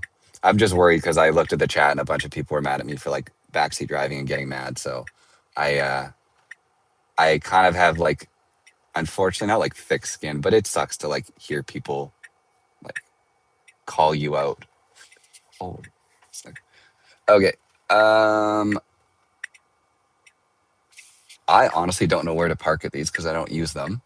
So I think, yeah, designated. So any of these spots would be perfect.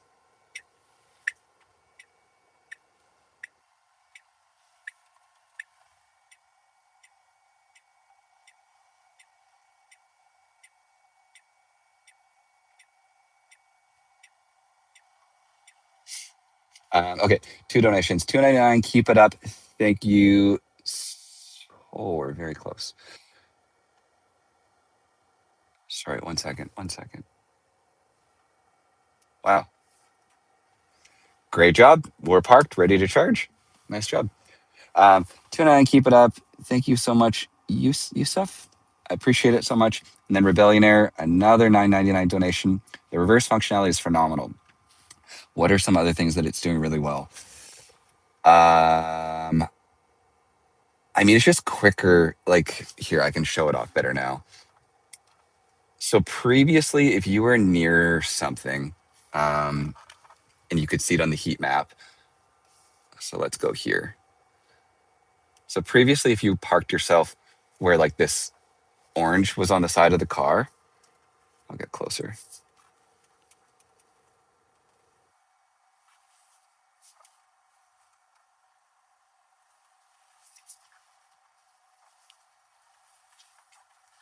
Okay. So if I had like parked next to a curb and like it was all orange like that,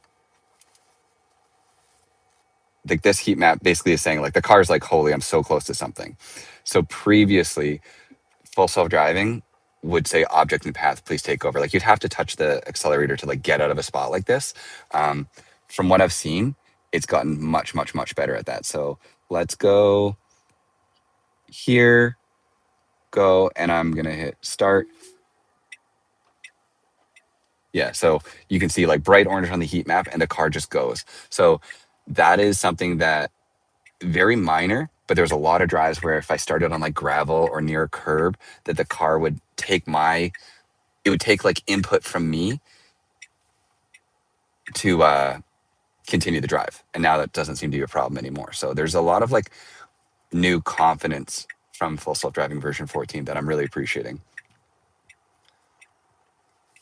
And yeah, thank you very much for the donation. And thank you very much, everybody, for the donations. I'm not trying to avoid anybody's questions. I'm obviously able to read the donation ones easier, but I will try my best to pull over and look at other people's chats soon. So we are going, and so you can choose. This is for anybody that's new at destination. I'm going to say so you can do park in the parking lot, street, or driveway. Let's go curbside. This is another like robo taxi drop off, effectively, that this should do. So we're going to a child care center. This is perfect. You got your kid in back of the robo taxi. It's going to drop it off at the curb. Let's see how it does, right? And then for those of you that haven't seen, there's a new blue glow under the car. It's very subtle, but it's always there when FSD is on.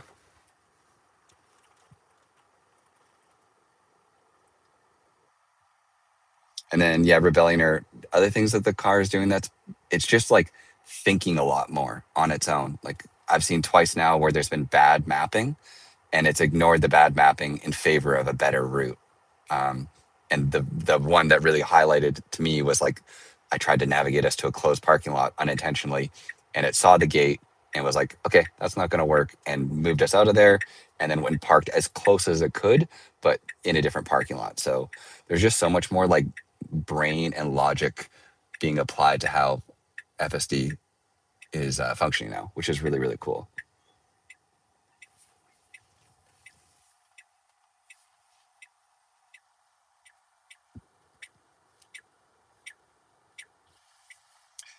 Okay, so I think I don't even know where we're going. Oh, here. So it should just drop us off anywhere here.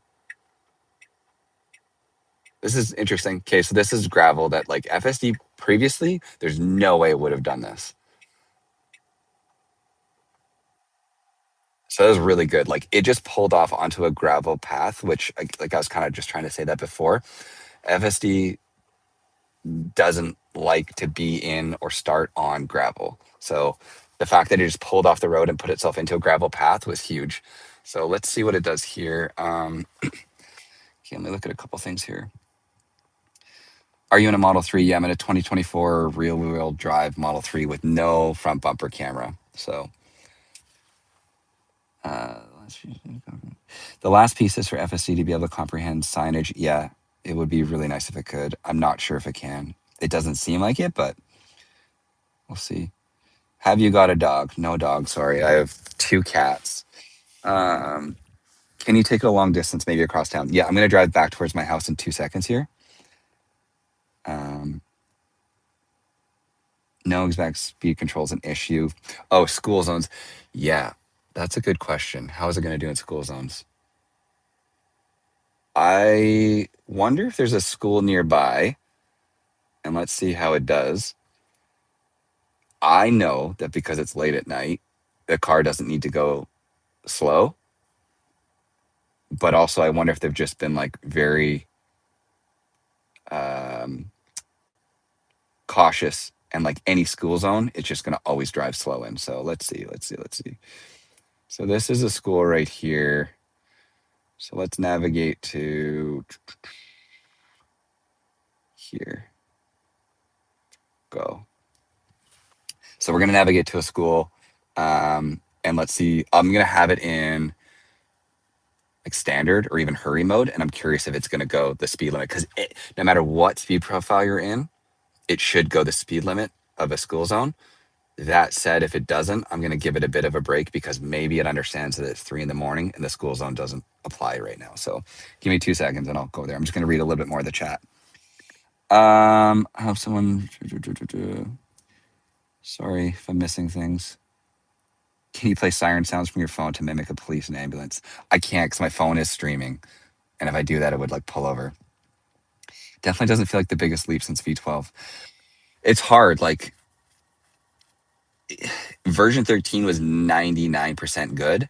And so they're just trying to like button up the little pieces at the end, right? And that's kind of where they're at. And so I don't know, like being able to go door to door, parking, choosing how to park, do all those things really does make it feel like a complete package. And it is really, really cool. Like it, it finishes up and cleans up what FSD had for problems previously. Um, Overall, from what you've seen so far, and knowing you can't manually adjust speed, would you prefer this over version 13.2?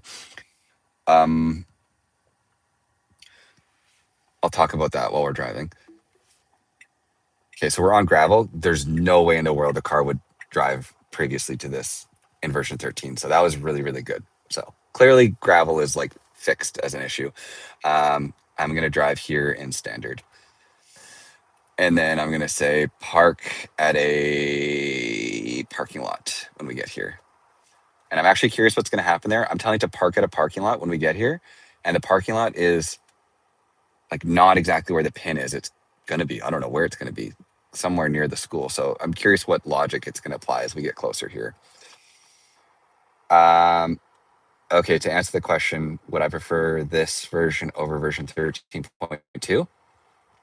I would say your average user, if they could only install version 14.1 or 13.2 and they had the choice, they should install 13.2. And that is only because 14.1 has had a couple little hiccups so far. Like I've had some weird phantom braking and a couple strange issues. So it just isn't as refined. Like 13.2 has been out for 309 days, whatever it is. And yeah, it's not perfect, but I think the quirks that it has, oh yeah, see this, like that jitter? The quirks that it has, everybody knows. And so although it's not perfect, it's safer to drive, and it's, you, you know what to expect from it.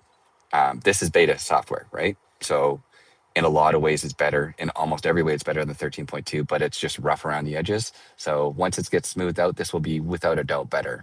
But yeah. So yeah, here's a situation. I mean, there not being the option to like change the speed with the wheel is weird, but the car is just going at a really appropriate speed this whole time. So I haven't felt the need to like scroll back the wheel or scroll up the wheel, because I just like, this is exactly the speed I would go. So we'll see, like driving around a lot more, if I'm in situations where I'm like, man, the car is going way too slow or way too fast, and it feels very like awkward to fix that, then maybe I will say I miss being able to set the speed. But for right now, I'm okay. I wouldn't, if as long as they don't go more than 10 kilometers an hour over in a standard profile, I'm pretty happy with that driving through the city roads. After this, how am I going to do it? I'll put something in the middle of the road and we'll test like a debris if you guys want.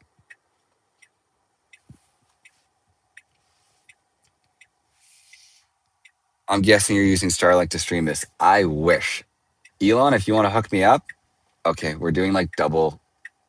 We did like a double stop there and a triple stop. Like that's all very, it probably doesn't come across in video. It's very like lurchy. We would go and we stop and we go and we stop. So I'm gonna just snapshot that to Tesla. That's the like weird braking that I'm talking about. That makes me say that this version isn't quite as refined. It's not dangerous, but it's different. Um, okay, so I told it to park in a parking lot, but the pin is just in the middle of the road. By the way, we're speeding through a school zone, assuming this is a school zone. It isn't actually a school zone. Sorry, we're just near a school, so I thought it would be. Okay, this is cool. So I told it to park at a parking lot, and it went past the pin, and I think it's literally just looking for a parking lot now. This is a school zone that we're in now, but I don't know if it'll have a chance to speed. Maybe on this road because it's a little bit longer.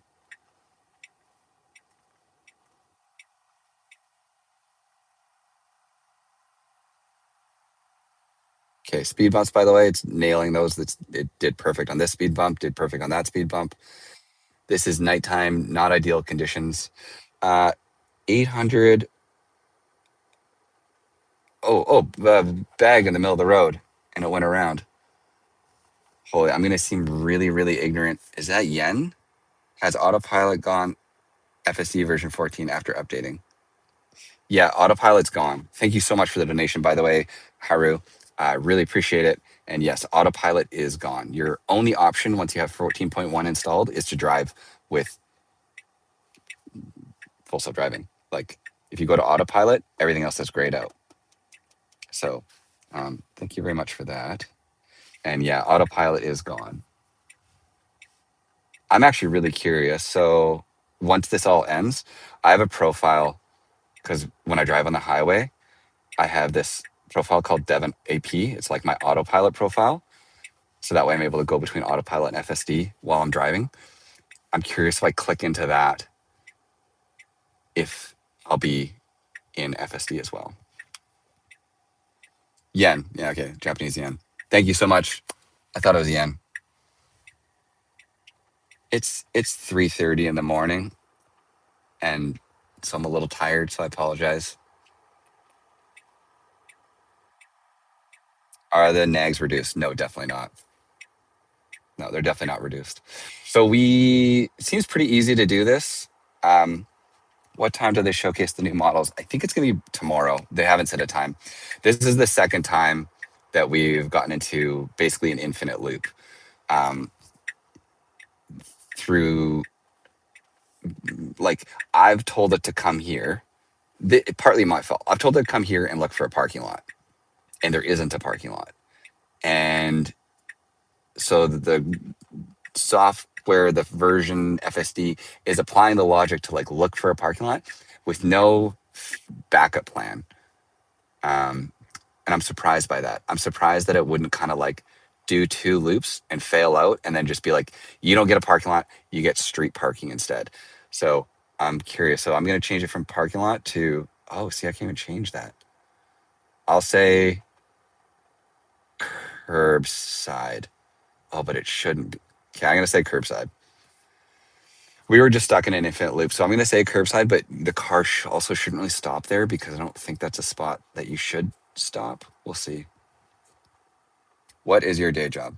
I'm a videographer. So I'm a photographer, videographer. I travel, I do drone stuff. Very fortunate that my job, like I'm self-employed, that I can be up at 3:30 in the morning doing this because I kind of finished my like weeks of work yesterday so that I could have this week to be a lot more free in the hopes that I had version 14.1 to test.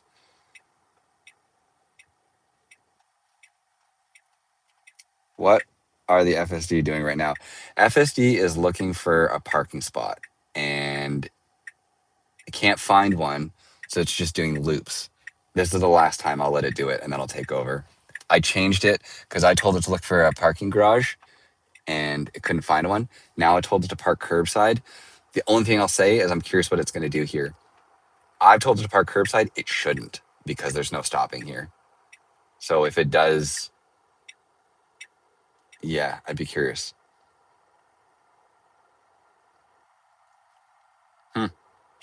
Interesting.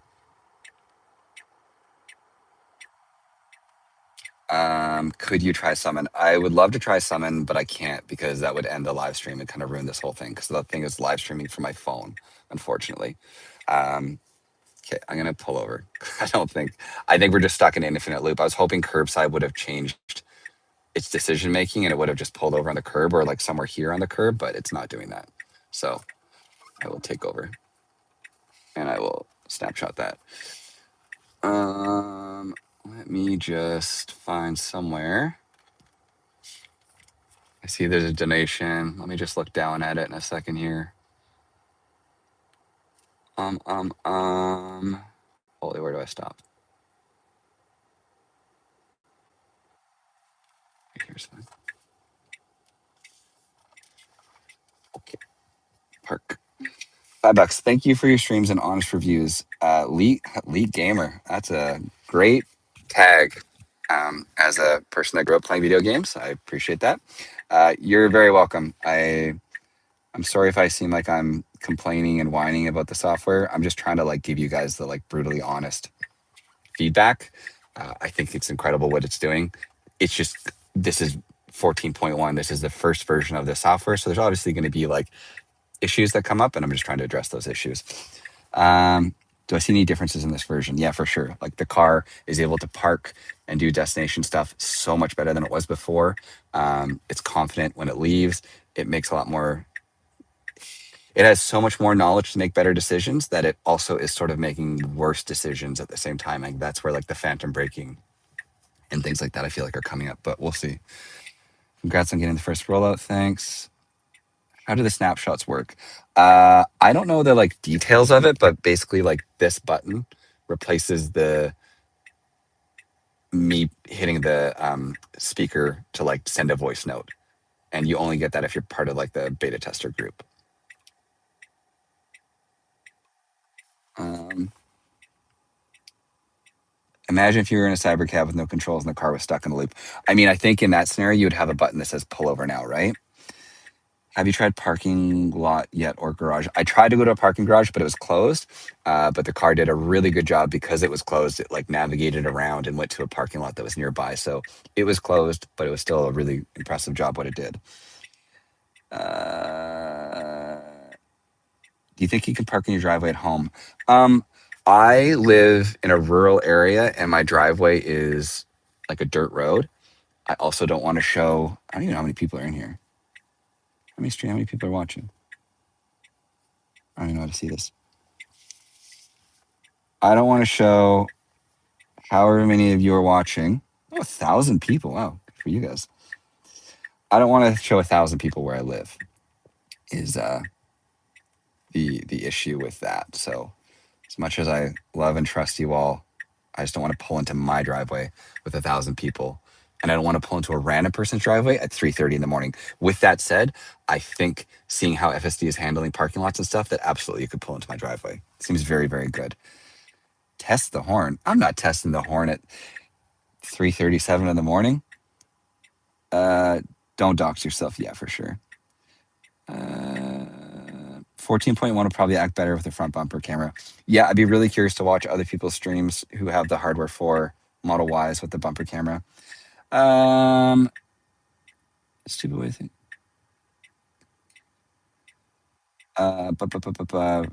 Go to a Wendy's and test it. What am I testing at a Wendy's? I tried. I tried a drive-through, and it was very funny. It like ran away from it. So here, I'll show you. See if it does it again. Because you can't like tell the car to go through a drive-through. So like I went to a McDonald's. I'll go to one right here. Start full self-driving. I'm gonna put it in hurry, and we're gonna go park in the parking lot. 100. Holy, you guys are throwing everything but the Canadian dollar at me. This is another one that I'm gonna look like an idiot. I promise you, I'm not that stupid, but I don't know. Jeez, I don't know what that denomination of money is. But thank you very much, Thomas, for it. I appreciate it. I'm gonna give you a thumbs up.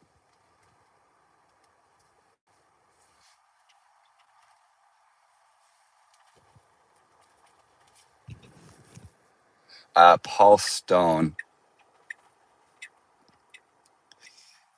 So you're saying you live in a parking garage with like complicated parking, whatever, to get to your spot. The thing that I don't think that this version could do that, and I promise yeah, so this is that double stop that's very aggressive.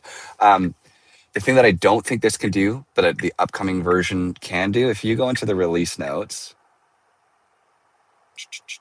holy software release notes, in the upcoming improvements, there's something called parking spot selection and parking quality. I have no idea what parking quality means, but parking spot selection, I'm hoping means something like what you're saying, where maybe you could like tell the car or show the car where you live and park, and then that it could understand it's like, hey, this is my parking spot. Like, bring me here always. So we'll see. The other improvement also is overall smoothness and sentience is an upcoming improvement. So whatever that means, look out for that. Okay, we're at McDonald's.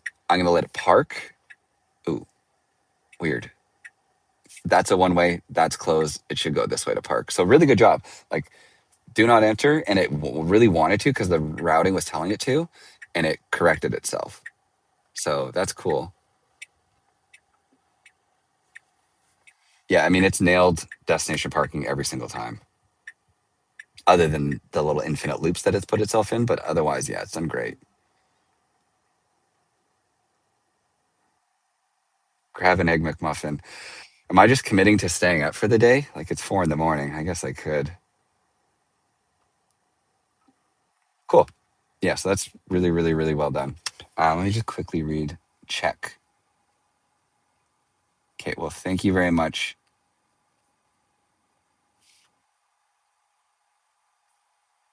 for that.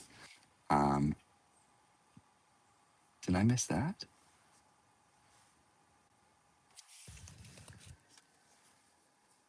Well, you guys are donating lots. You're very kind. You're all very nice people. Just do it. What am I doing? Oh, just stay up. Yeah, they skipped 14 and went to. You just got coal rolled. Oh, I missed that. That's okay. That guy has to drive manually, so I understand why he's upset.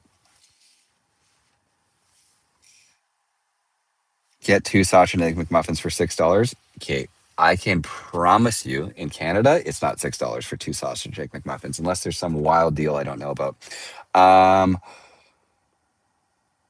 okay, we can do this one of two ways. I can like poke it through the. No, I have to give it a route. Okay, let's go to. We'll go for like a little bit more of a drive into whatever Home Depot. Okay. Um, got a jacket in the car and maybe bunch on the road and see if it avoids. Yeah. Okay. I did actually. I have stuff in the back I can throw on the road. So let me get into like a quiet area. So let's go. Honestly, back to where that school was would be perfect. Let's go here. Okay. So I'm gonna try and poke it through the drive-through. The thing that I'm not gonna fault right now. Why did that not work?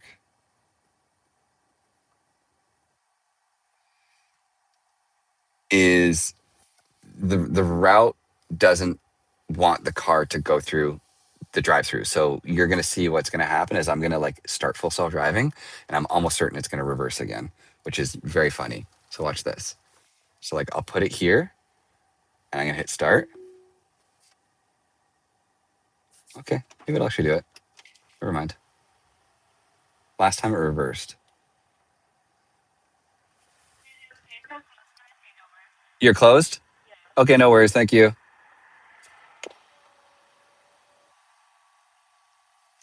Okay, I'm giving it a second. We got a couple donations. Another currency, NT, 33 of them. Really appreciate it. Guka X. I'm so sorry.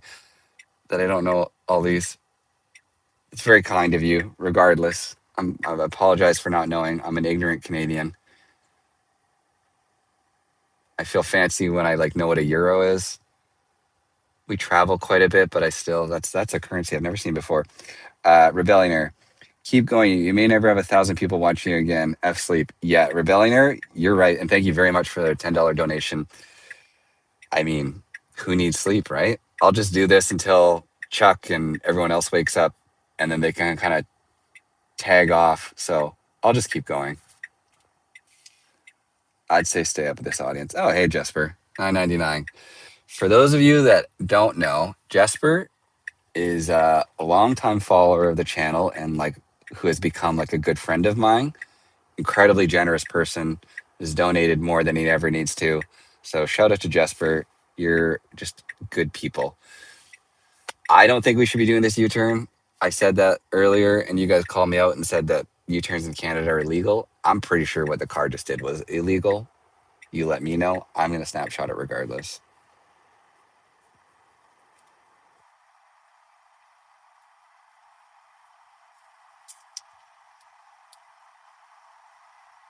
Can you test, sorry, nagging for us?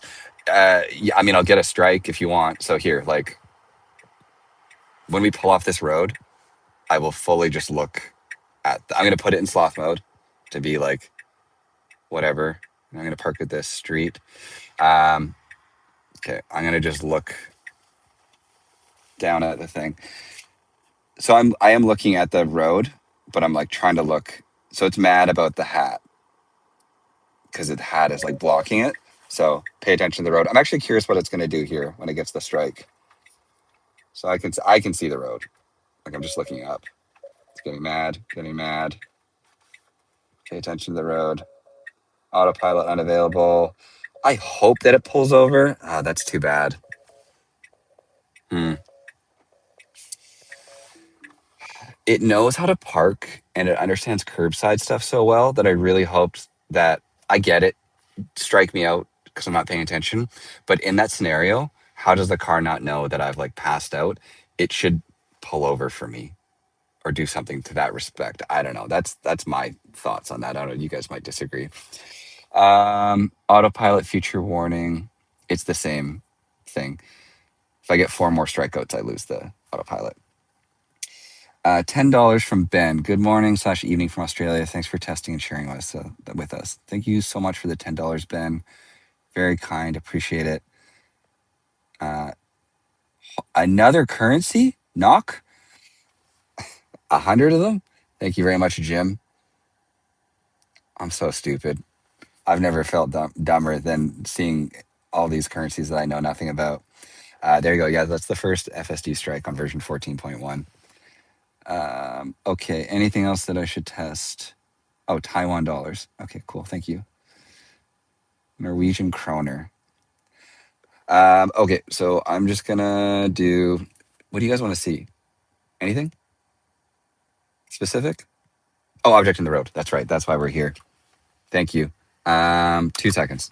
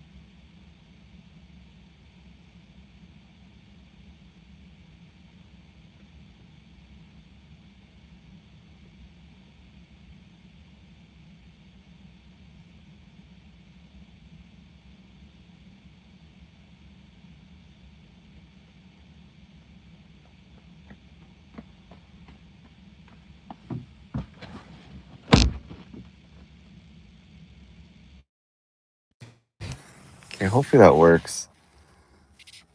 How many AirPods?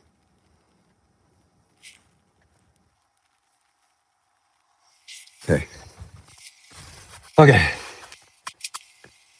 We are going to go here. I put two things in the road. I'm going to back up a bit so the car's like driving more. Out of breath.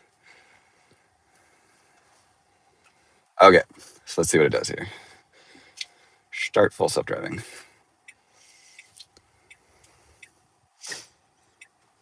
I don't know actually what it should do here. Well, it's going all the way around this. Okay, nice job. And then there's this again, and it's avoiding it. Okay, so really good job there. That was perfect. It like signaled and did everything there. One sec.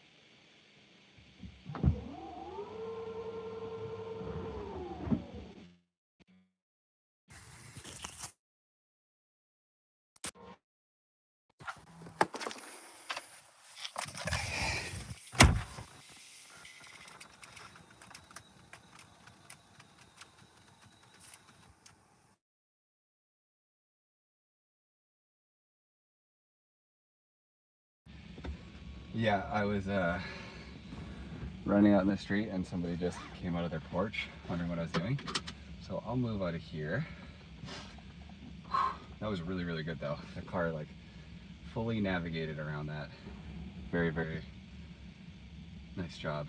Why don't we go, a hospital. We'll have like a busy parking lot. So let's go to this hospital. Closed.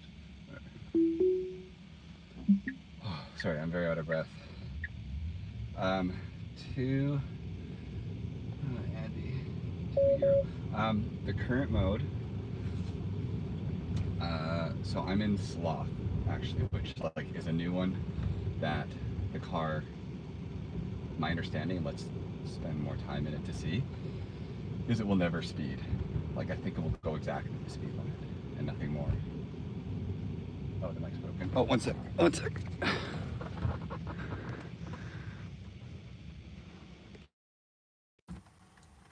There. Is that better?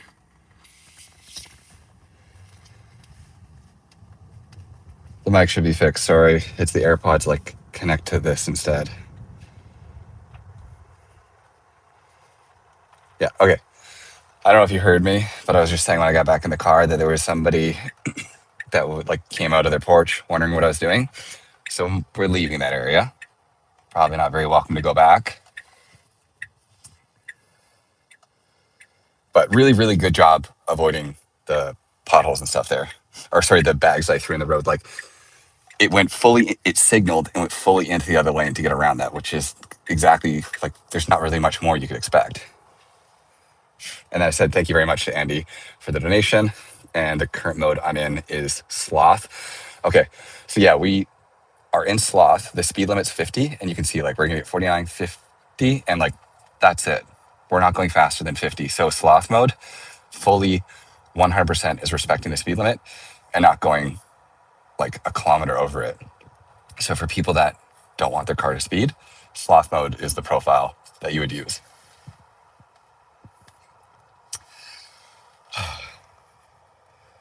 Another donation from Jay the Comet. I think you're the first streaming 14.1 on YouTube. Thank you for your time and sharing your experiences. Sorry, I'm out of breath because I was running lots there. Yeah, you're very welcome. I'm trying to make this as interesting as possible. It's 4 a.m. here, so there's not a lot of traffic and a lot of people on the road. So understanding how the car's behaving through like lane decisions and things like that are hard, but the car does seem to be doing really, really good with destination parking and things like that. Audio is great. For anybody that's just joining, if you don't mind subscribing, it helps the channel out a bunch. I do full like FSD content all the time. Like I make full length videos like this that are a lot better, like narrated and set up. The camera quality is better because it's during the day. So if you want to see more version 14.1 videos in the future, subscribe. I'll try and post stuff even tomorrow. Like at some point, I'm going to go to bed, but then I'll set up the cameras and do like a proper full quality video and put that together. That'll have all my thoughts kind of buttoned up a lot better. The car just made like a very weird decision there. Like it tried to change lanes and like jerked back. It's done that once before, which makes me, as a passenger, feel a little bit uneasy. I'll snapshot that actually.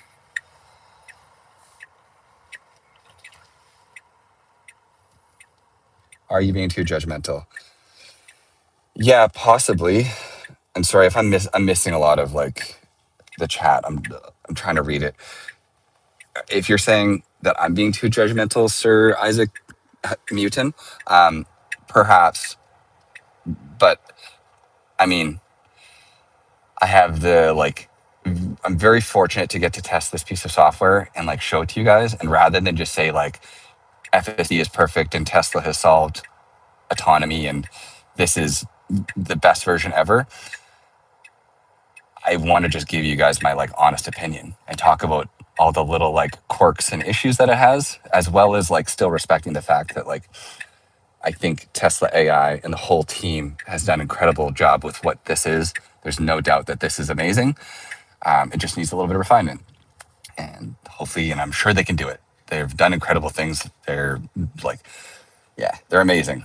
So for every little piece of like negativity that I throw at this piece of software, just understand that I like literally spent my life obsessing over Tesla and full self driving because I think it's so incredible what it is and what it can do to just like overall autonomy, and like it will change the world.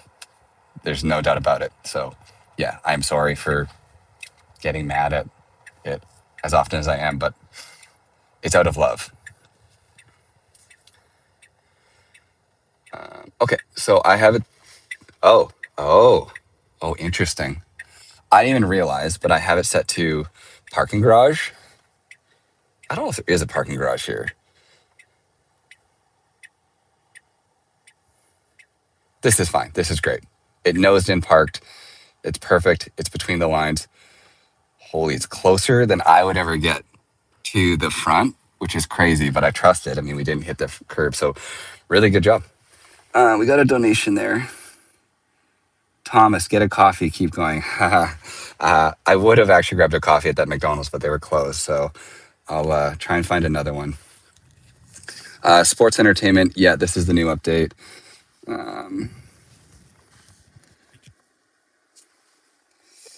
Narek, I think 14.1 is worse than the previous version. One sec here, I'll put the release notes up. It does phantom braking and goes around in loops multiple times. It needs a lot of refinement before going wide. Yeah, I mean, yes, that's to be expected. I mean, this is the version one of a huge release, and this is like the beta release. Like there's like 100 of us, if that have this piece of software right now. It's not going to be perfect, and it's going to have mistakes, and we're here to like help bring that up to Tesla, and Tesla can hopefully fix it. So I didn't go into this expecting perfection, but it does have a lot of like new features, and it is great for what it's doing. Yeah. Pothole detection.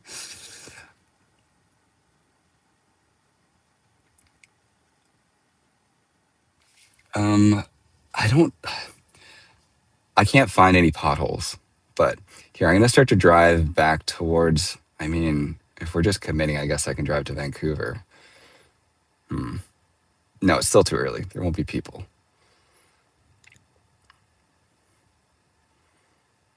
Let's go to here. Here. Start. Okay, so we obviously have to reverse.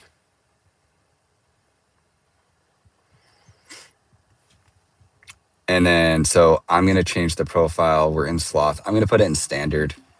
And then I'm going to say where we're going. Let's park on the street. And so, yeah, that's the new options on the left here. You can choose your speed profiles. You can choose at the wheel as well, but you can choose at the destination what you want to do. So you can park, you can go curbside, and then you can kind of choose from there how you want the car to behave when you arrive, which is huge. While we're driving, I'll look for like potholes and stuff. And if there is any on the road, even if I have to like take over and put us in front of them to see what the car does, that's kind of the best I can like offer. But we don't really have that many potholes here in Canada. Like they exist, or sorry, in BC, like they exist.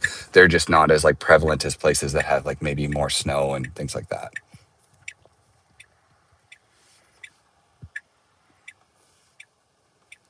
Go to the airport. The airport's so far away, 80.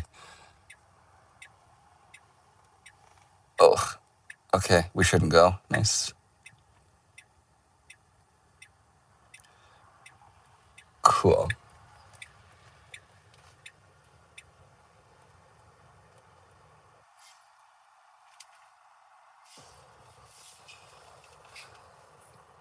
Pay attention to the road. So yeah, the nag is still very similar. Why do you have two strings in your car? Where are the strings?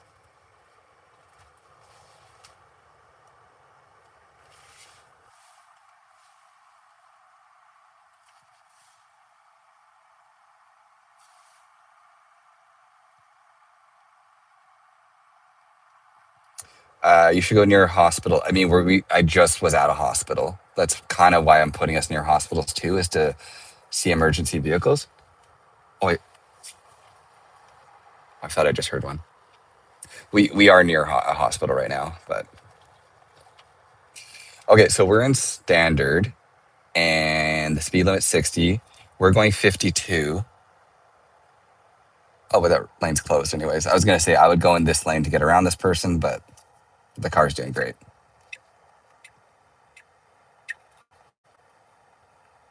Yeah, so standard seems very happy to like sit back and not pass, which is probably what you'd want standard to be.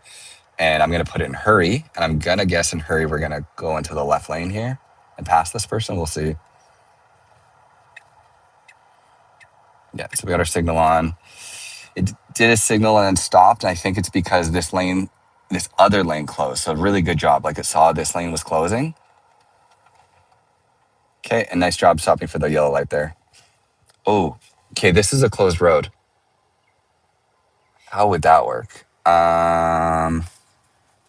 Okay, I'm ending full self-driving, and I'm gonna have us come back this way at this.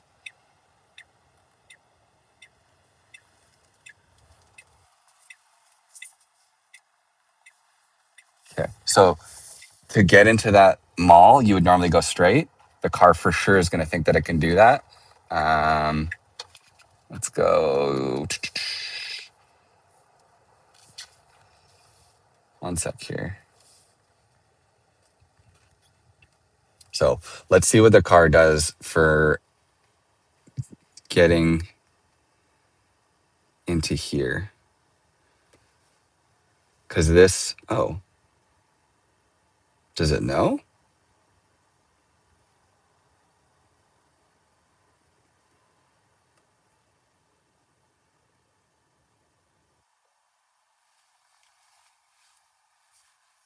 Sorry, I'm driving like an idiot. I'm trying to like get the car to go down that closed road. I think it knows. And I don't know if I might be giving it more credit. So I'll try and explain this. I'll pull over here. So the road we were just on, because we were just driving down here.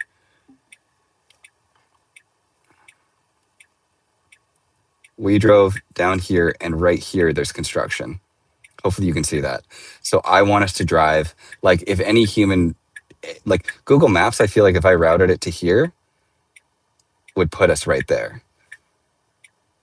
But the car fully, oh, here we go. Okay, there. Okay. Okay, the car is going to try. Currently, the nav has it going through this part of the road.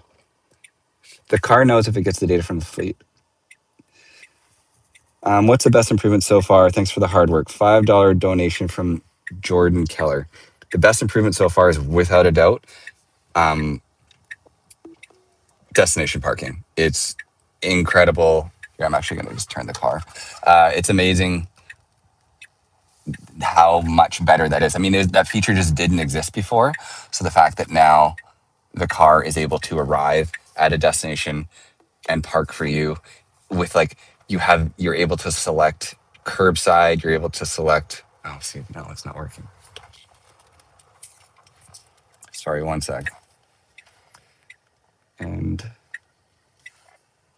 go here. Go here. Okay. Okay. Okay. So the route does have us going through this closed road. So let's see what happens. Yeah, best improvement so far is the destination parking and the ability to like choose how that works. You can say park in the parking lot. You can say park at a charger, park in a parking garage, go curbside. So that's really, really neat to see how they've handled that. And they've done a really good job of it. As well, the car is way better about routing through road closures. And I'm saying that coming up to a road closure. So don't prove me wrong here, Tesla. But like every closed spot we've hit, the car has, yeah, see, we're supposed to go straight and it's coming up to this and it turned on its right turn signal, understanding that it's like, yeah, I can't do that. So full stop for the red. We could go. I'll let it do its thing. It's fine. We got nobody behind us.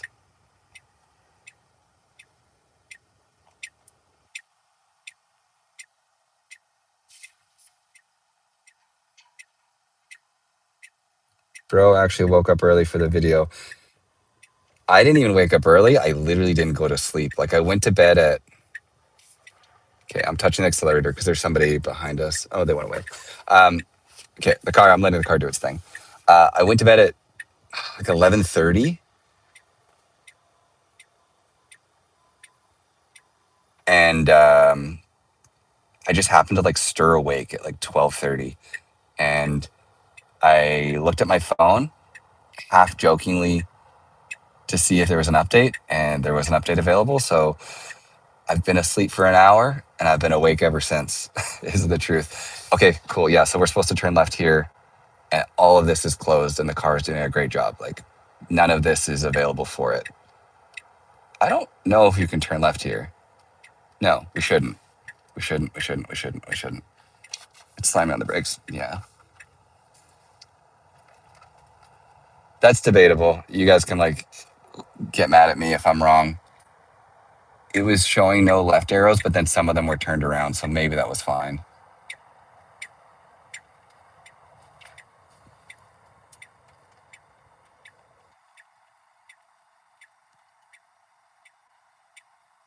Still see it takes 15 minutes to make a right turn on red. In that scenario, it wasn't going to turn right at all on red. It, for whatever reason, was just going to sit there. With that said, it is still a little bit slow coming to a full stop at a red and then progressing. So yeah, that behavior has not changed, unfortunately. Let Elon take the wheel. I let this car do a lot of things,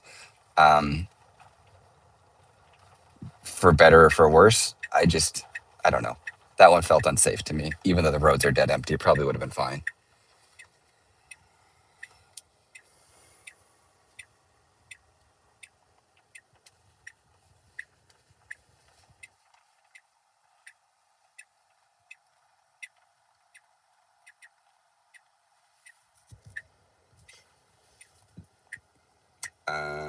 What's new in the update? So the biggest thing, okay, so that's that double brake that I'm talking about, just to mention it for people that haven't seen it. What's new in the update? I'm actually going to snapshot that. Is destination parking is a huge thing, as well as just like overall ability. It can avoid potholes, it can avoid objects in the road, and we've already seen it do that, and it's done a really good job of it. Double yellow crossing, that's bad. I think it's because the road's closed. Yeah, I don't know. Excuse me, have you taken over any FSD 14 since today's test? I technically took over once just there when it was trying to turn left, but I think it was okay to have turned left. So that might have been my mistake. And then I took over two other times where the car is getting stuck in like an infinite loop. This is no left turns, but did that guy just turn left? Oh, it's saying left to go into, I see. Yeah, so I've taken over a couple times, mostly twice for the car getting stuck in like an infinite loop when it's trying to park. So nothing safety critical that's come up, technically, just like little funny things.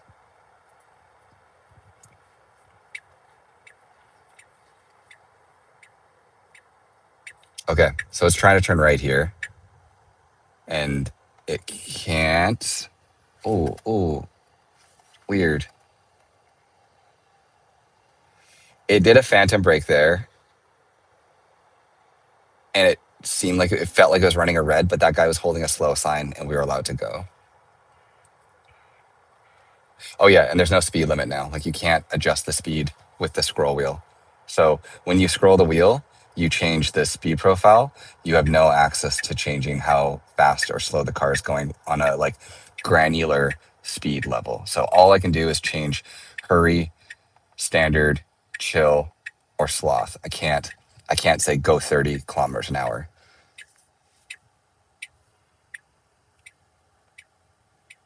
This is a weird one. I think technically, legally, we could turn right on red because that road's closed, but we're waiting. And I'm not like mad about it, but this taxi behind me might be.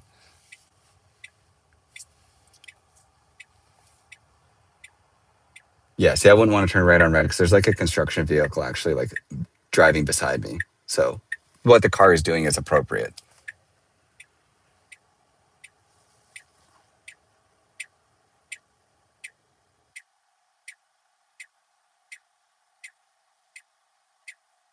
Oh, weird. I think I have to hit the accelerator. It's stuck. It's stuck thinking that that's. Oh, okay. I had to take over there. The car didn't handle itself at all. First of all, was like really like hung up on the idea that that left turn red light was a red light, but it was a green that it should have gone through. And so I was using accelerator to kind of like prompt it through. But even with that, I think it was still thought it was running a red. So the wheel was very like jerky and indecisive. Um, I didn't know where it was going to go, so I had to take over. Yeah, that was bad. It, yeah, confusing for a human, I guess, but also no. Like I wouldn't have done that. That was definitely a mistake and a big one.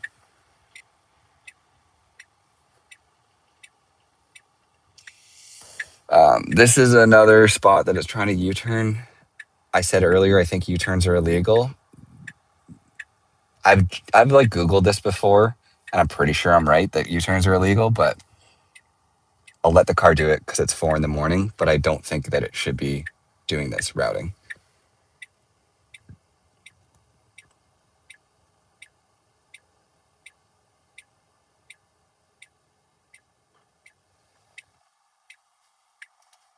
With that said, very great job on the U-turn.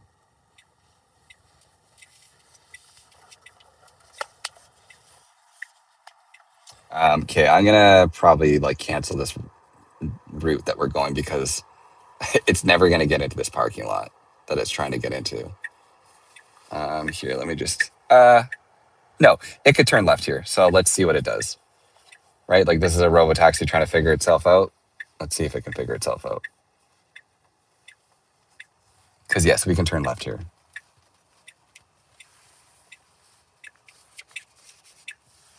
I don't see any signs saying no U-turns.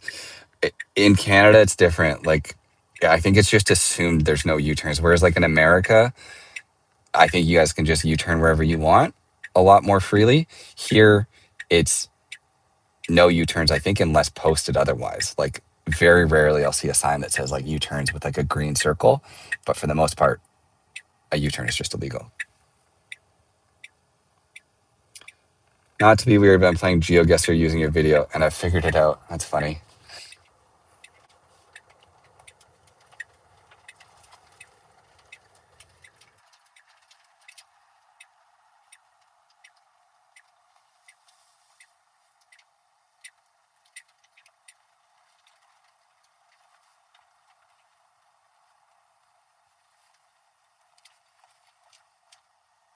Ask Grok if U-turns are legal in BC. We don't have Grok here in Canada. Like if I press this button, it's just the like regular Tesla assistant. There is no Grok in cars in Canada yet.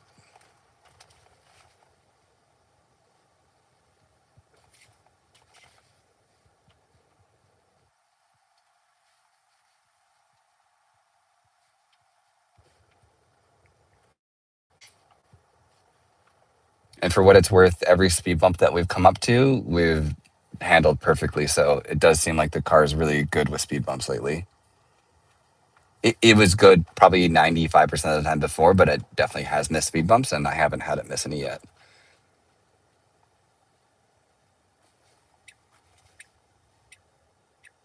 I honestly have no idea where we're going because I just clicked a random spot, but we'll see what it does. I have it going to park at a parking lot. So yeah, there's a million spots here. It should just park.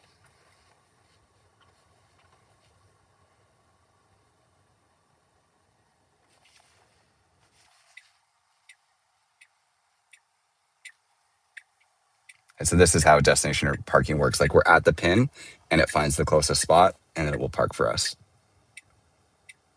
Um, Here, how is it so far?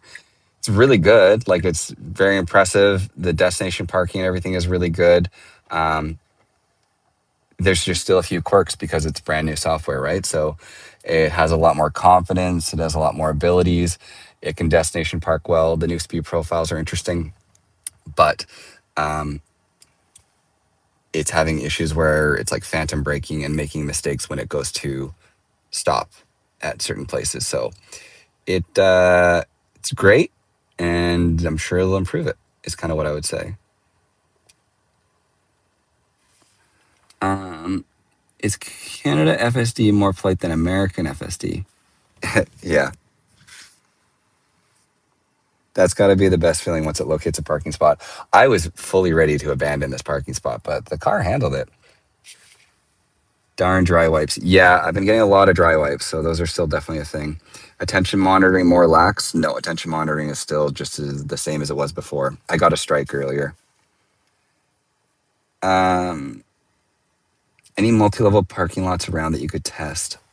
I don't think so.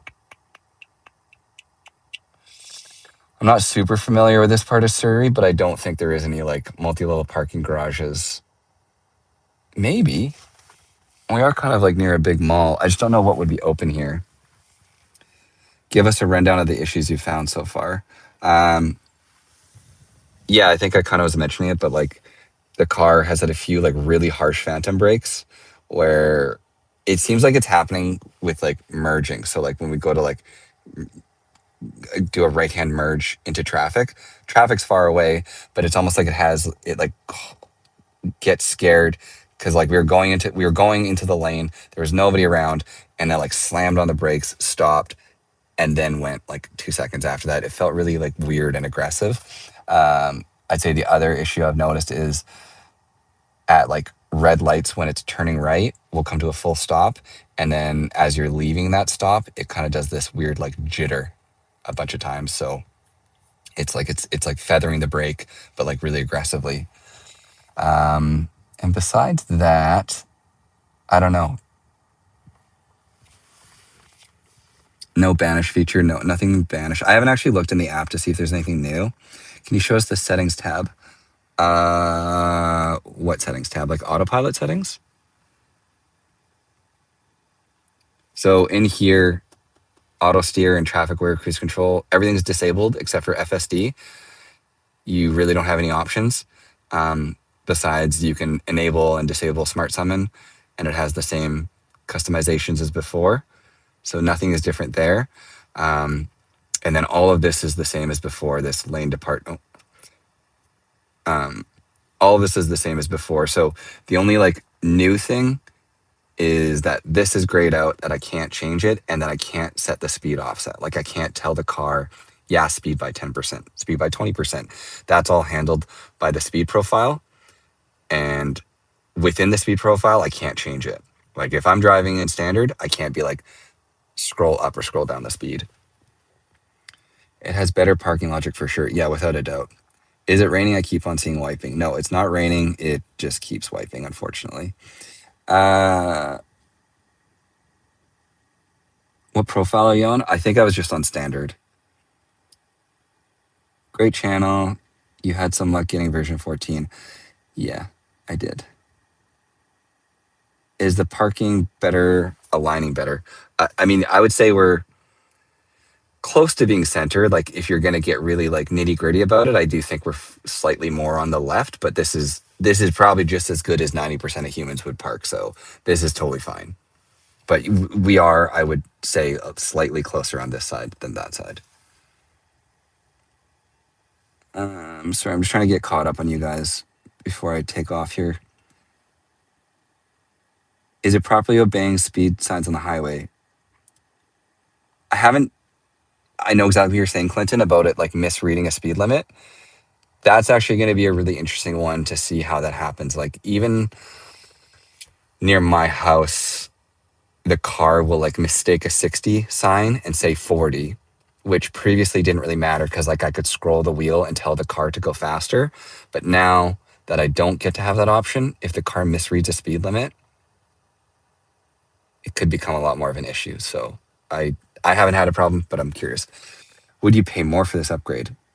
I mean, I'm already paying $100 a month for FSD. So can I change the profile to see if the phantom braking goes away? It just happened to be in standard. I can check another profile when we're doing the big drive. I'm going to drive back towards Langley right now. Try hurry in a sketchy, not lit roads. Okay. Oh, and something I was going to test. Sorry, we're going to go 2 seconds. So I have another profile called autopilot. So this profile, yeah. No, so even for the, like this profile is an autopilot specific profile. And in this profile, FSD is still disabled. So cool. Okay, I'm going to head. Sorry, guys, we're driving in 2 seconds here. Let's go back towards. Let's go. Let's go. Trying to keep that dynamic, like the driving as like interesting as possible while doing this, right? So 2 seconds here. Let's go to the Home Depot. What's gonna actually have like humans? We'll go back towards the hospital here in Langley, because maybe we'll get emergency vehicles. 2 seconds. I just have to check one thing on the side of the road.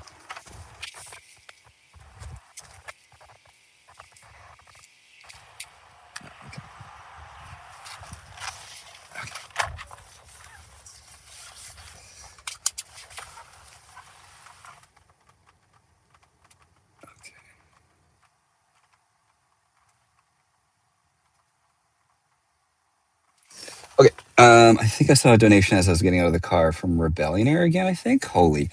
Any dark winding streets with lots of trees or highway. Yeah, dark windy streets. Okay, 2 seconds. I'm gonna start driving because all of you are probably watching and very bored. So let's get out of this parking lot. I'm gonna put it in hurry to get out of here. We're doing a lot of dry wiping right now. FSD supervised may be degraded. Poor weather detected. I would question that, but I do think that it's maybe this front camera might be a little bit dirty. And maybe that's where my phantom braking is coming from. Okay, interesting. So this road is closed and the car was like really struggling with that left-hand turn, and now we're stuck. Road closed. Okay, reverse. Really good job. Really, really good job. What's the max speed offset you'd recommend? I don't do anything more than 15 or 20%, but like I don't generally like speeding. And there's lots of times where even at 20%, I think it's too much. But with that said, max speed offset is a thing of the past. In version 14, they've gotten rid of it. I saw one intervention, any others. I think, depending on what you want to call an intervention, I think I've had to take over technically like 4 times, but like a lot of the other ones were very like minor. Where's this car going? Oh boy. Ugh, that was a harsh break. I'm going to snapshot that.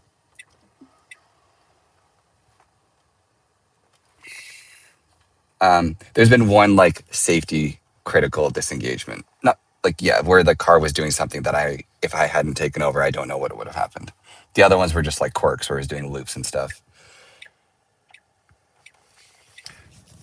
You guys let me know how much of this you want to see, because I think the car is in the fight of its life to get out of this parking lot right now. I could take over and get us out of here, or we could go on this ride together and see how it handles this. Right now, the car's trying to take me to the hospital, but it's really gotten itself into a bind here.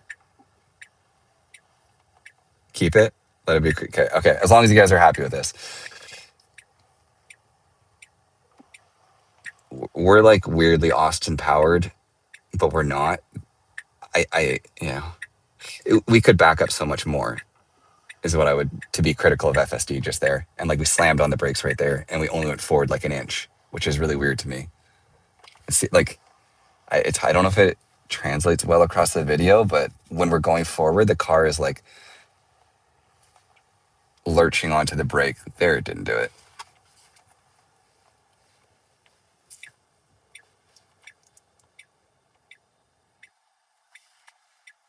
Okay, so whoa, we're close to that curb.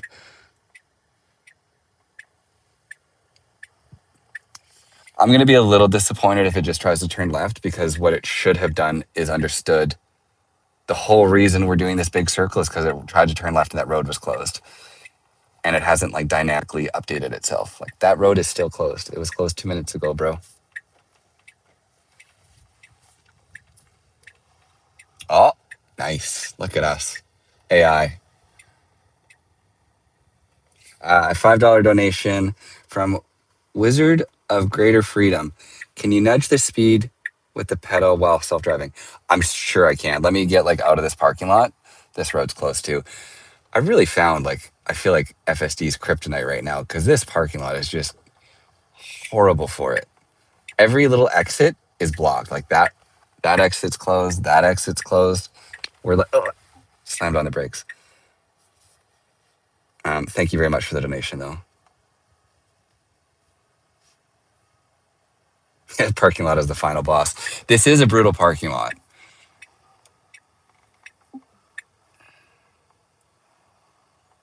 Is it parking us? It's just abandoned the whole mission? There's no way. This isn't where I want to be, car. Okay. Tesla rage quit. Ha. Okay. Well, I'm gonna hit go again. You get out now. Interesting. Let me try one more time. So I'm gonna hit start full self driving.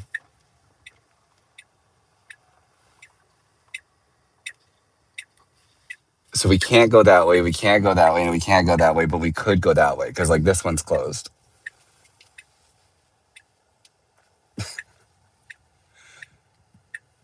Man, this parking lot. I'm so sorry. Anybody that Tesla AI that's watching this as like a data point. I didn't mean to put us here. This was completely by accident.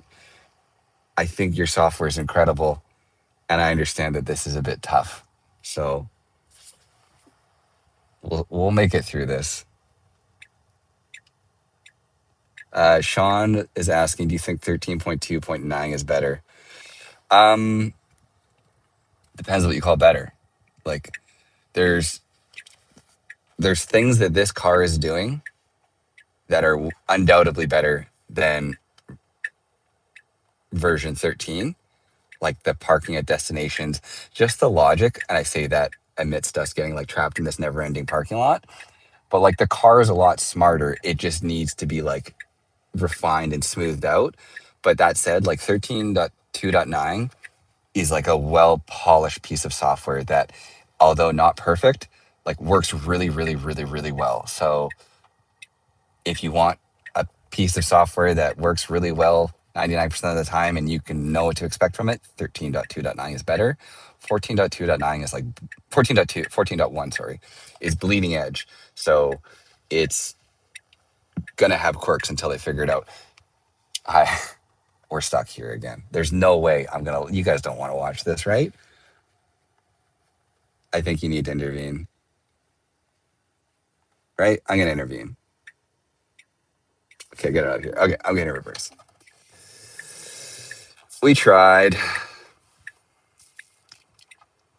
This is an incredibly like specific edge case. Like we're in a parking lot where like 5 of the 6 exits are closed. So I'm not really too mad at the car. I think it's hilarious that it just like rage quit and parked for us amidst this all. So let me get us out.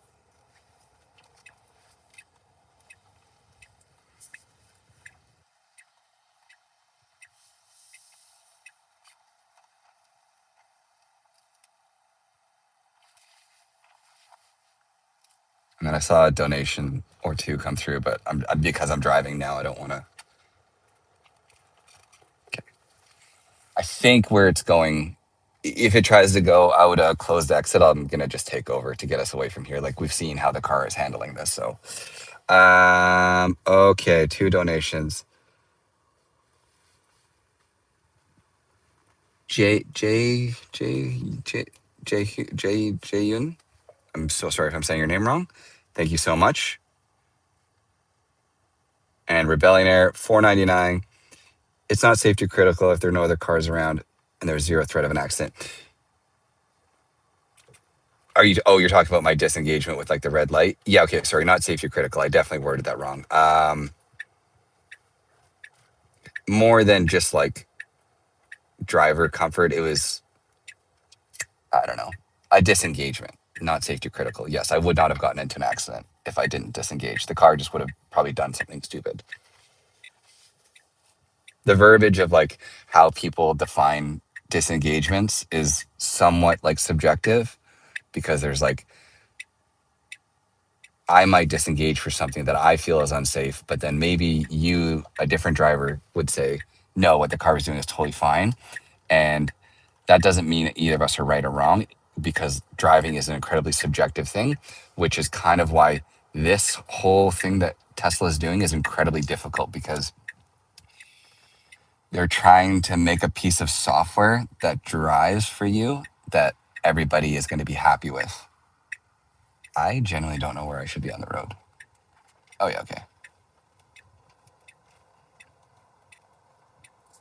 Yeah, that was really good. That lane is open for cars coming this way. And in any other world would have been the lane that we would have turned into because it's the first lane and the car like went past it and put us into this lane. So really good job there.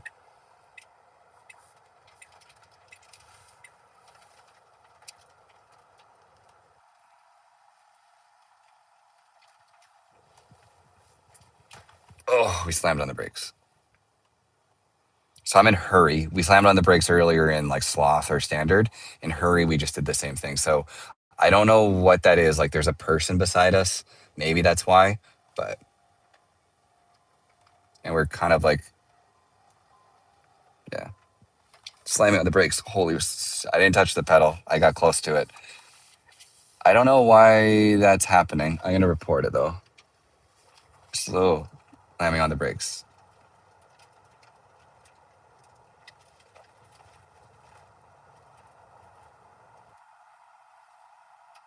Any roundabouts near you? Yeah, there'll be a bunch where we're going in 2 seconds here. So,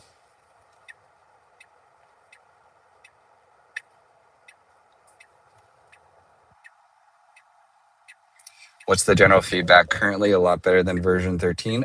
No, it has better features. It's functionally, I don't know. I don't want to keep saying negative things because like I don't want to seem like a pessimist. Wash your front camera. Like this one is like I'm going to Tesla this morning when it opens for them to clean it. I wiped the outside, and I guess this kind of brings up like something that I personally think. I spend a lot of time like cleaning my cameras, cleaning my windshields, making sure everything's good. Um, but it shouldn't be that sensitive if what's happening is because of the front camera being slightly dirty, they need to fix that because your average person isn't going to spend as much time as I do making sure it's clean. Is kind of what I would say to that.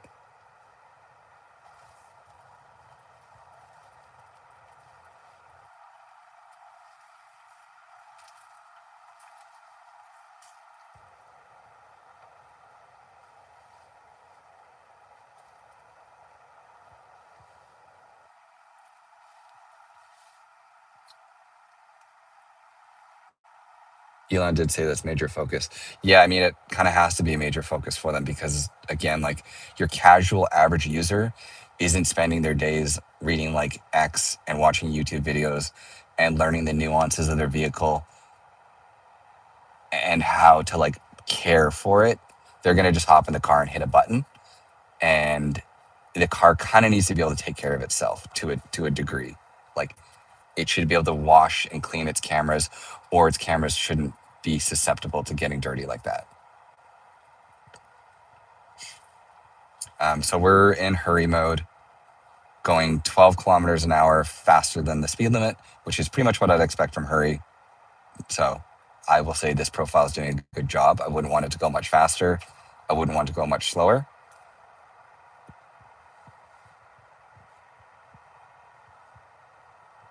Does it handle speed cameras? We don't really have speed cameras in Canada. Not in BC, again, I'll say, because maybe other parts of Canada. In BC, we don't really have speed cameras as much as you guys do in America.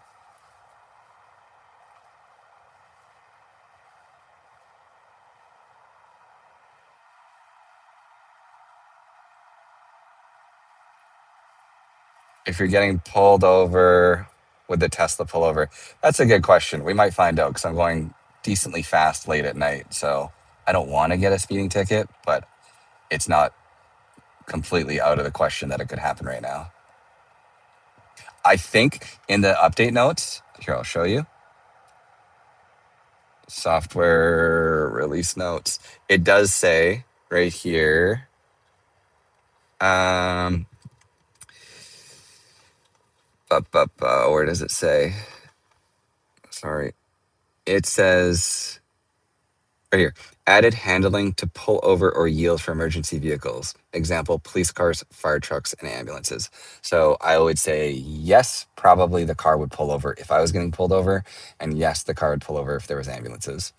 I'm going near a hospital in the hopes that we do see an ambulance, but it's late at night and I don't live like in a big city, so I don't think our odds are that high that we'll see an ambulance. Does it park itself after it drops you off? No, that's Banish. So Banish is an upcoming feature that I'm very excited for, where because right now this car will drop you off, let's say curbside, but if you get out of the car, then that's it. But in the future, absolutely, like Elon has said, that Banish is going to be a thing where the car would drop you off curbside, you'd get out of the car, and then the car would then use that same logic to then go find a parking spot. So, like, you can see both of those pieces of the puzzle exist right now because the car, like, we went to Walmart, the car dropped us off at the front of the door at Walmart. And we went to another grocery store, and the car went and stopped at a parking spot. And so, like, with both those, like, pieces of knowledge, the car could very well bring you to the front door. I get out, and then it's like, Kate, now I'm in parking, like find mode, and I'll go park myself. So previously, I would say the car that could not do it. Now the car absolutely has the brains to do it. It just needs to have like the software all bundled together. And there's also like a bunch of like legal ramifications. Like I guess Smart Summon is already the car driving on its own, but people get weird about any autonomous driving and the idea of in BC especially, they've said that Smart Summon is illegal. So I don't think that I would be able to get out of my car and have the car banish itself here legally.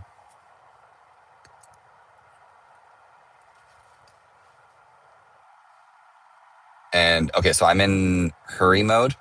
It's a 50 speed limit. We're going 70 now. So we're going 20 over, which you can see like we're not even keeping up to the car in front of us. So it's fine. And we're doing two like phantom signals. This is a right turn only lane. No, it isn't. Why did it say it was? Sorry, that sign said right turn only, but we're good.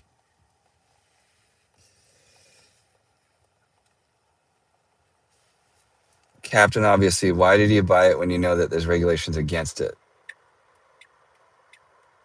FSD isn't illegal here. Are we talking about here? Sorry if I missed that part of the chat. Full self-driving is not illegal in British Columbia. Like specifically, smart summon is illegal because there's nobody in the car is what's illegal. This is a level 2 ADAS system. I'm in the car. This is fully legal here.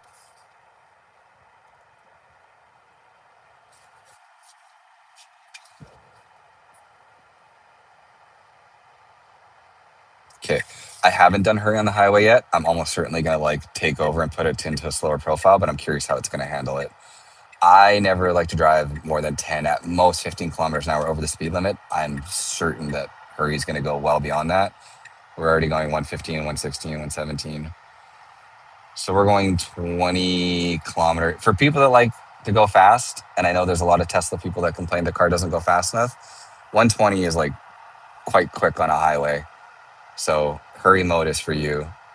And then we're bleeding a bit of speed, but that's because we're behind this car. And I think we're going to pick up as soon as this person moves over. Yeah, so as soon as they moved over, we're back 119, 120. I'll go just a little bit longer to see if it goes faster than 120.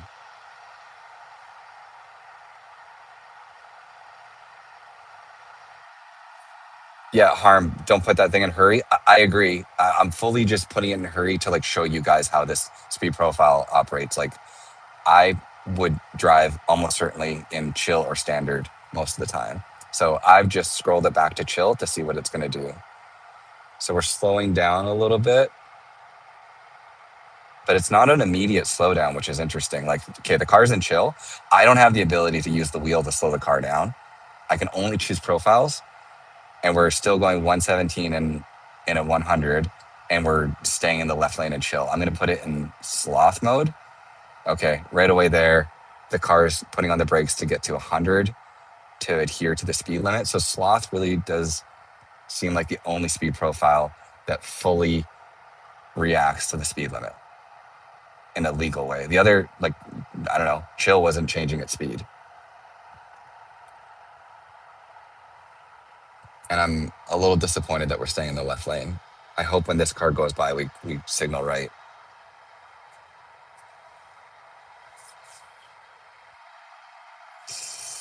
Nope. We're camping in the left lane in sloth mode. So we're going the exact speed limit, but we're staying in this lane. So I'm going to just put us over and mark that.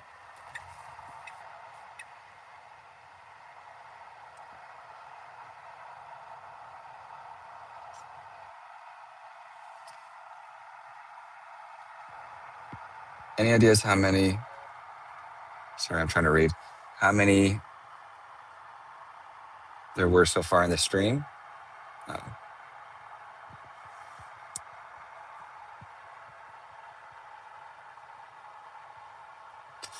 Uh, I wonder if this is due to Tesla addressing people complaining about constant lane changing.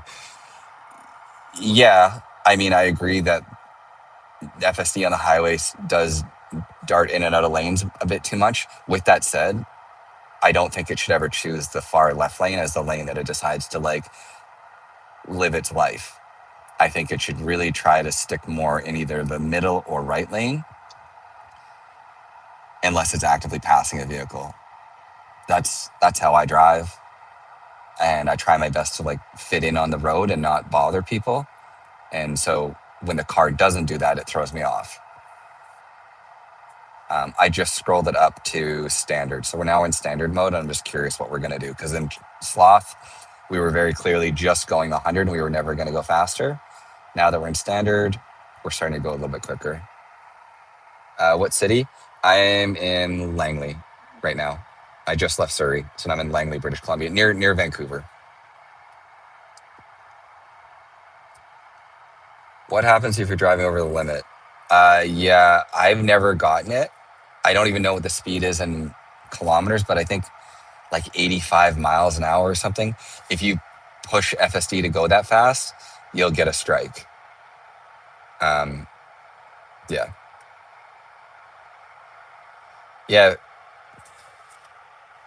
Thank you very much for the shout out for the subs. If anybody wants to subscribe to the channel, that'd be huge. I love making these videos. They're usually not live streamed. They're usually a lot more like rehearsed and entertaining to watch. So if you want to subscribe and see more FSD version 14.1 content and any future updates I'll make content for as well, go ahead and subscribe to the channel. It means a lot to me. Your channel's about to go boom. Incredible stuff. Thanks, Nate. Do you know some good potholes for testing? I don't. Like I was saying earlier, like here in BC, we're fortunate to have pretty nice roads. There's a road near my house that I avoid potholes. Maybe they fixed it. I'll go there after this. Thank you for the subs, everybody. I'm waiting for Chuck Cook. Aloe, that's very fair. Chuck Cook is one of the people that literally got me into full self-driving. Like I watched Chuck Cook, and I watched Dirty Tesla, and AI Driver. Shout out to all those guys. Like they make such good content, and I watched hours and hours and hours of their stuff before I owned a Tesla, and was like enamored by how cool it was, to the point that we ended up buying a Tesla pretty much because of them and because of how much I like full self-driving. And then it got me into making the same style of content because I just thought what they were doing was so neat. And so it's cool to like be even mentioned in the same breath as those guys. Okay. We're taking an exit now.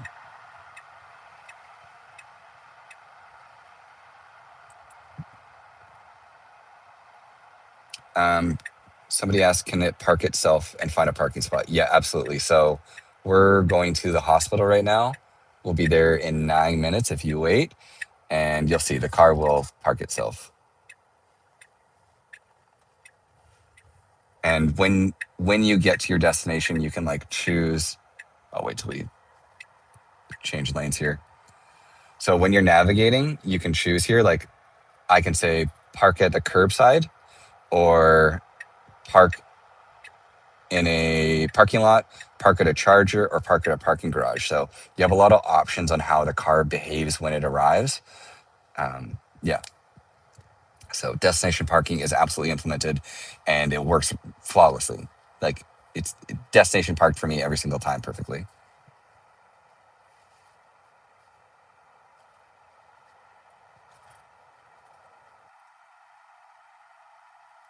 Yeah, huge credit to those other guys. Like they're the OGs. Omar too. There's like a group of those people that have just been around for so much longer than me, and they deserve. As soon as they go live or make a video, if you ditch me for them, I completely understand. Yeah, they're great people. They're all very nice, and it's been cool to like get into Tesla more and meet all these people and meet all these creators who I like idolized and have since gotten to become closer with. It's a cool community.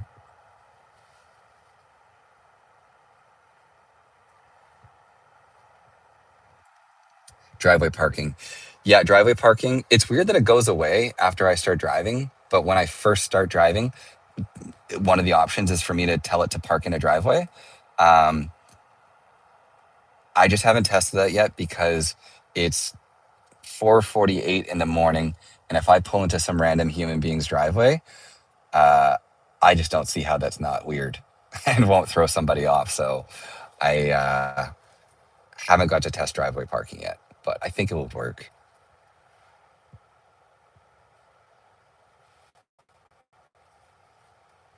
Is this Canada? Yeah, this is Canada. I'm in Vancouver, British Columbia. Canada FSD, what year model is your car and what software version is the FSD? So I have a 2024 Model 3,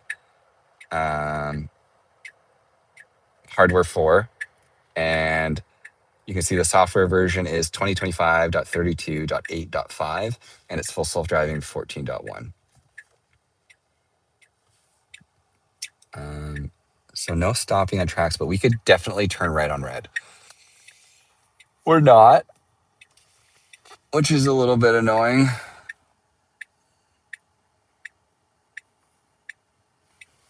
Does it visualize train tracks yet? No, right? No, nothing. None of the visuals have changed for things like tracks and things like that.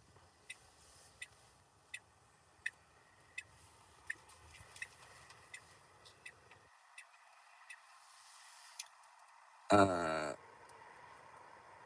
how about carriage parking? Um, what does that mean? What's carriage parking? Does it automatically adjust the headlights? Oh yeah, could you see that? So that's the they added that in an update actually just recently for the Model 3 and the Model or in the Junipers. It's called holy I don't know the name. Like Matrix or something. It's like adaptive headlights. So like basically I have like high beams on and then like any cars that are like coming towards me, it like dims the headlights selectively for them. It's really cool. We shouldn't go. We could have gone, but really good job. As soon as that went yellow and as soon as that person showed that they were slowing down, we went. So there was no hesitation there. That was really good. Oh, garage parking. Uh, pulling into a garage. That's a really good question. So if you had a driveway with a garage and you had the Tesla MyQ thing or whatever, I would love to test, but I don't have that system set up. If the car would pull into your driveway and open your garage for you and then pull into your garage. If there's anybody that's awake and near Langley or Surrey and wants me to come test parking in their garage, give me a shout out. I can test it, but otherwise I don't know. Matrix headlights, yeah, okay. Yeah, it's definitely being more assertive, and I'm even on the standard profile, so that's good. Like I do want the car to be more assertive because I think that is more like human like. And especially when there is okay, this is good. These roads are what the car kind of like has struggled with in the past. Like these black lines, I've 100% had the car like make bad. It's like trying to dodge nothing. So we'll see how it handles all this. Is it true that auto steer is gone? Yeah, auto steer is long gone. So if you go to autopilot here, everything else is grayed out, and my only option is full self driving. So it, I don't know why. There's theories you could come up with from that, I'm sure, but auto steer is fully gone. It's getting spooky. Yeah, I'll keep driving until the morning. At this point, it's 5 in the morning, but this time of year, it gets really foggy in the mornings. So it'll actually be interesting to see how the car handles that. Are there any tolls near you? We don't have tolls here, really.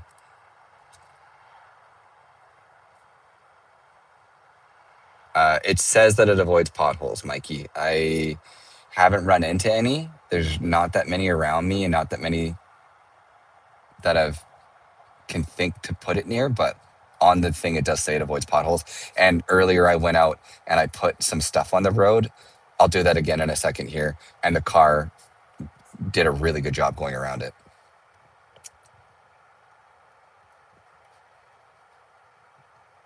Yeah, the black lines are rubber, like they're sealing the road. Yeah, for sure.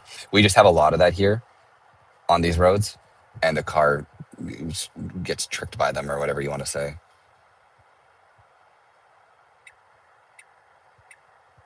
Yeah, I'm also surprised there's no degraded weather warning because that was quite foggy, but the car did a really good job throughout all that.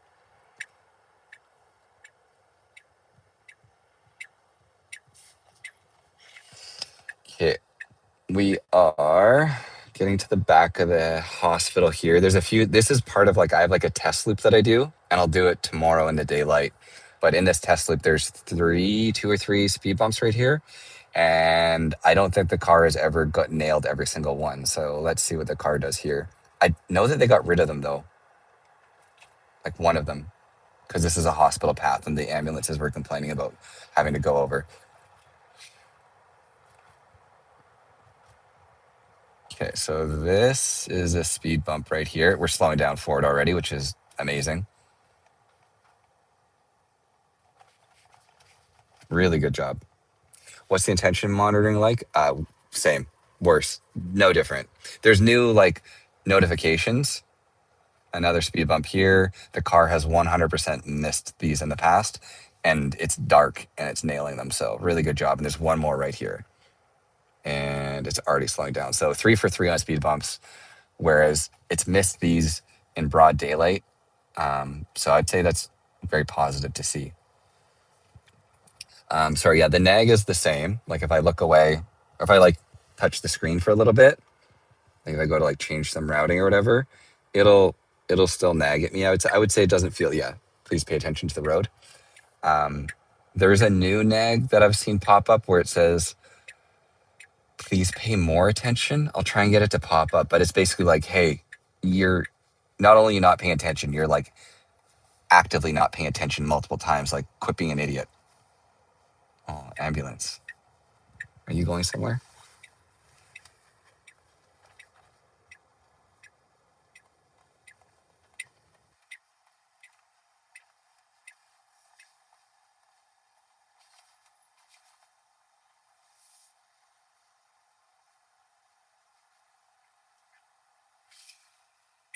I think there's some fog or moisture. Yeah, there's definitely fog. As soon as we park here, I'm gonna turn on the defog.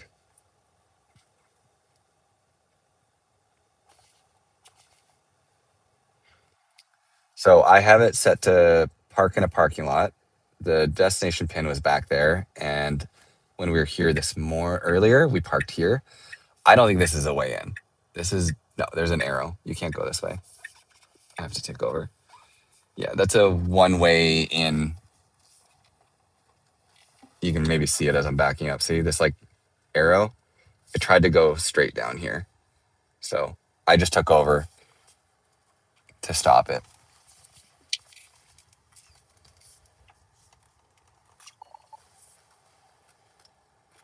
I'll see if it can do it finishing from here. Can you navigate to a supercharger and have it park? Yeah, 2 seconds.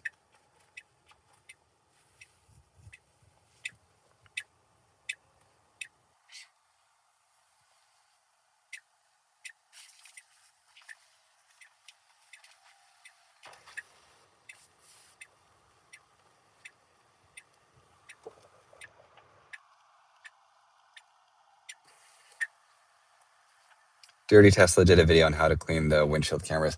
I did see his video. The thing that I was waiting on is I have like a service appointment with Tesla where they were going to fix something with my trunk, and I was just going to ask them to clean it at the same time. Because although Chris's video is really informative, it was also a little bit like terrifying to see the camera and everything dangling out. And since the car was going to go to Tesla, I was just going to ask them to do it really quickly.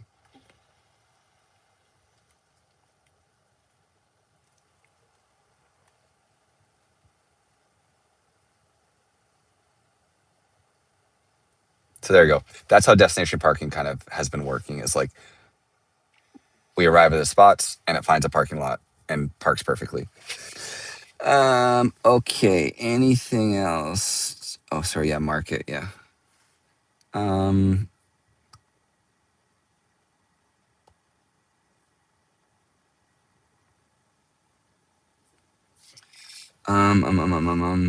trying to think what I can do. Okay, there's kind of like a dark road down here.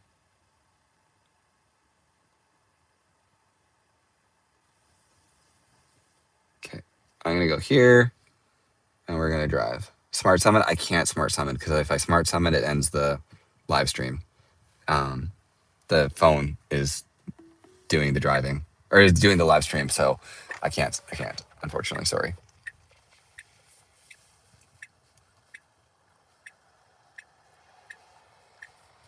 Leaving here, we did like a bit of a phantom brake because it's quite a tight little corner. I'm curious if it's going to happen again.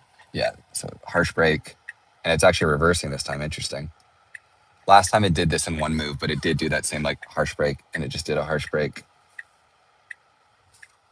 Okay, now we're leaving. Pothole test.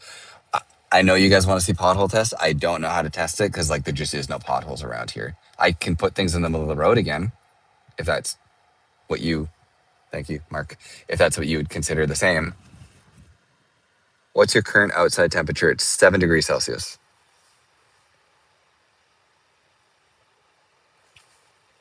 It's cold here. Yeah. Has the swing from the yellow line to the white line been fixed? I've personally never really had the car do that much. Like you're saying, like it dances between the lane. FSD for me has always been very like solid.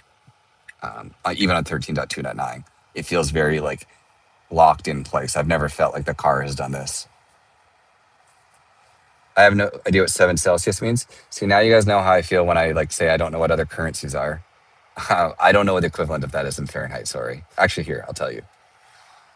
Display. It is 45 degrees Fahrenheit outside.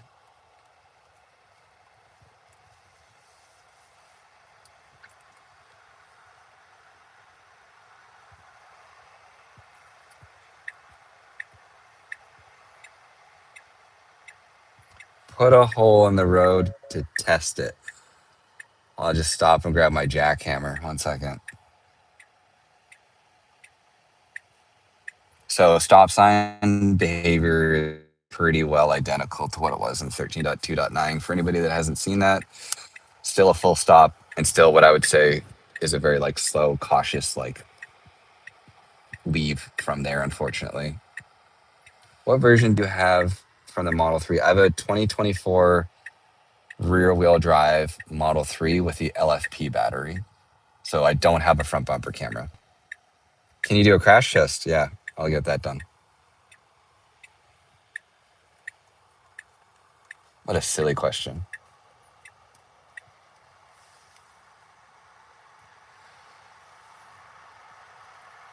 I just joined. How about a quick summary?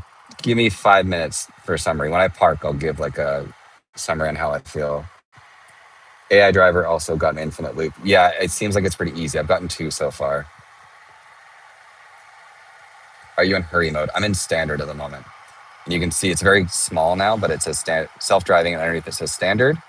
And then I can change between sloth, chill, and hurry. And so I can also define how I want the car to park where we're going. So here, where we're going, this business is closed, but I don't think there'll anybody there. I'll say park in the parking lot and see what happens. Have you always had the snapshot button? Nope. I am fortunate to have a friend who was able to add me to the list to get the snapshot button.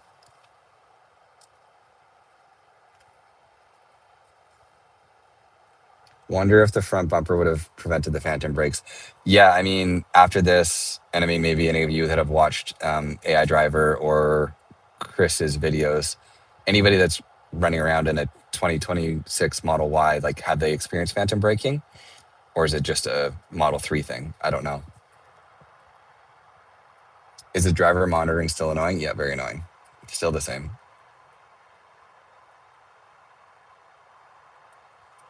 Just go a few thousand miles north and test it. Yeah, okay. I'll head up to the Yukon. That's where I was born, is in the Yukon. So I'll just go visit my friends near Alaska.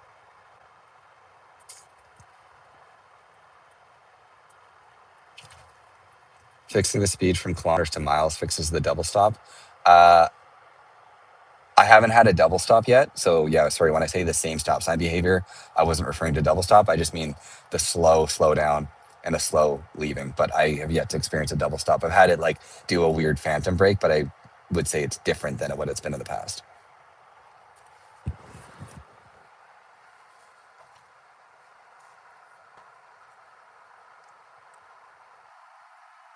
Why are you driving it so early? I'm driving early because the update came out at 12 o'clock in the morning, and I've just been driving since then because I feel like there's a lot of people that wanted to see this new update. And I feel like I would disappoint however many people are in this channel watching if I were to end. So I'll probably end soon. I'm nearish my house, so I'll probably just like wrap this up soon, go to bed for a bit, and then wake up in the morning and do some more testing when there's like more cars and people out on the road. The road to the Yukon would be a perfect test. Yeah, the Yukon would be a great test. A lot of potholes, a lot of snow. There's a lot more going on up there. You need to look after yourself too. Yeah, I honestly probably will end this stream here in probably 10, 15 minutes. Fall asleep now and test what happens. Sure. I mean, I kind of did that. I had my eyes like off the road and it just gives you a strike, but I will pretend to fall asleep in a second here after it parks.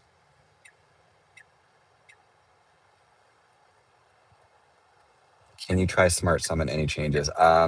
Smart Summon isn't listed as having any changes in the release notes, and I can't test because my phone is doing the live stream. Whoa, the car did like a brake, but it's because there was a bunny. So that's pretty good. I braked for like a little bunny that was jumping out on the road.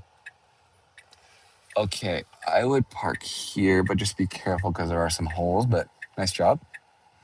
So this is really good. Like we're parking here. Hopefully it gets a little more straight, whatever. It did a good job. We pulled off like of the road. This is for sure where people park, but we're on gravel, which I don't know if any of you were here earlier, but like FSD hates being near gravel. It won't start on gravel.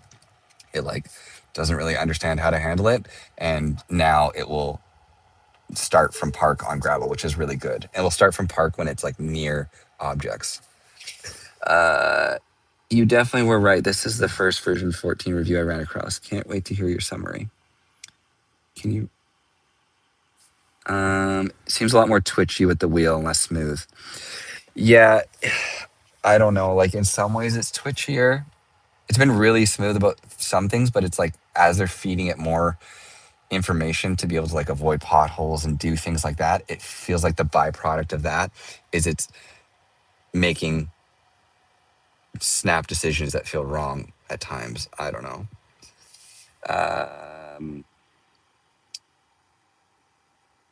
Either way, you rock, new subscriber here. Sorry, did you say something else, James?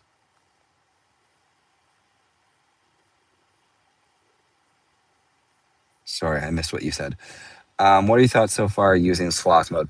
Sloth mode is really good for anybody that doesn't want the car to speed because the car will go exactly the speed limit and not go faster than it. The other speed profiles, standard, chill, and hurry, kind of just seem to be doing their own thing, and you have no control over the max or min speed that they do, which is a little bit weird, if I'm completely honest. Maybe I'll get used to it. I'll do one more route here that'll take us through a school zone. So this is a school zone we're going to go through.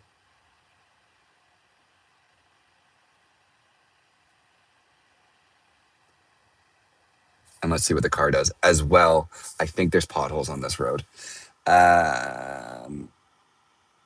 How does Tesla handle speed bumps? Every speed bump that we've hit, it's handled perfectly. Okay.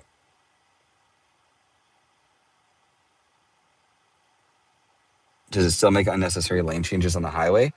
No, I think it makes I can't answer that question, to be honest with you, because it's 5 a.m. and there's nobody on the highway. So it just hung out. It hung out in the left lane when it shouldn't have, and I put it into the right lane, and then I just sat there for the rest of the drive because there was also no traffic around. So yeah. Okay, this road I think might have also gotten fixed, but it did have potholes before that I used to avoid. Let's see. I mean, it's a bumpier road, but there's no like definitive potholes that I would avoid. Unfortunately, sorry guys. Okay, that was like a bump, and the car definitely like drove around it. So, kind of. And we're going to be on a nice road now. Yeah, like it felt like it went around what would have been deemed as like a human driver would have done that same kind of like small movement.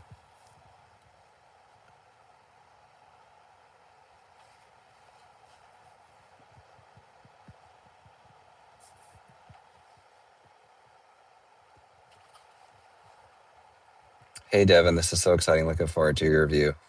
Oh, hey, Drive Electric. How's it going? Yeah, I'll put together like a video where I like sit and talk about it all when I'm not deliriously tired. Um,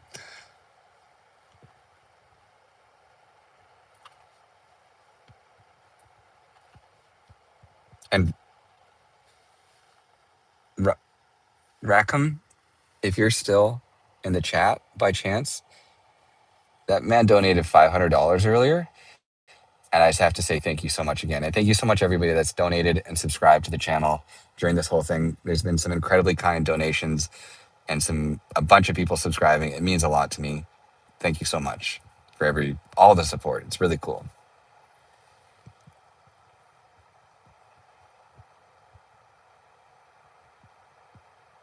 Go get some sleep. Yeah, I'll probably go to bed soon here. Oh, I'll test once we go past this school, I'll test falling asleep. Like I'll just kind of like close my eyes and I'm sure it's just going to give a strikeout and stop the car in place.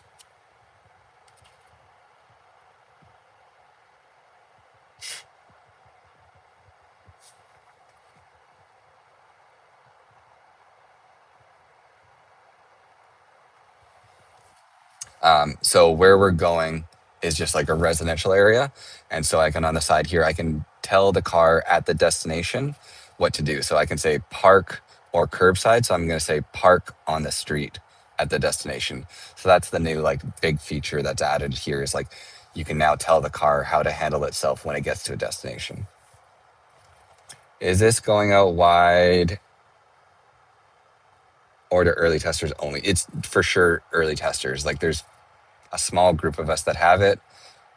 I don't think it'll start going wide until at least 14.2 or 14.3.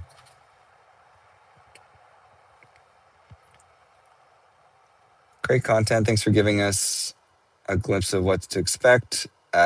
Yeah, of course, Mike. It's super fun to do this. I do wish it came out at a slightly more convenient time.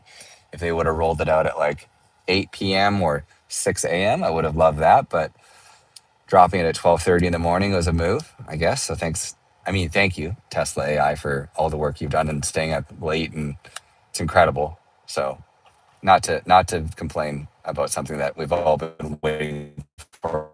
But is this fake? No, definitely not fake. Here, software release notes. I don't want the car to go this way. I'm just taking over for a second here because I want it to go straight where this school zone is. This isn't me taking over is just because I'm trying to force it to go here and to see if it's going to go 30. So we're in a school zone. Speed limit's 30, 31, 32, 33. Anything less than 35 is like acceptable.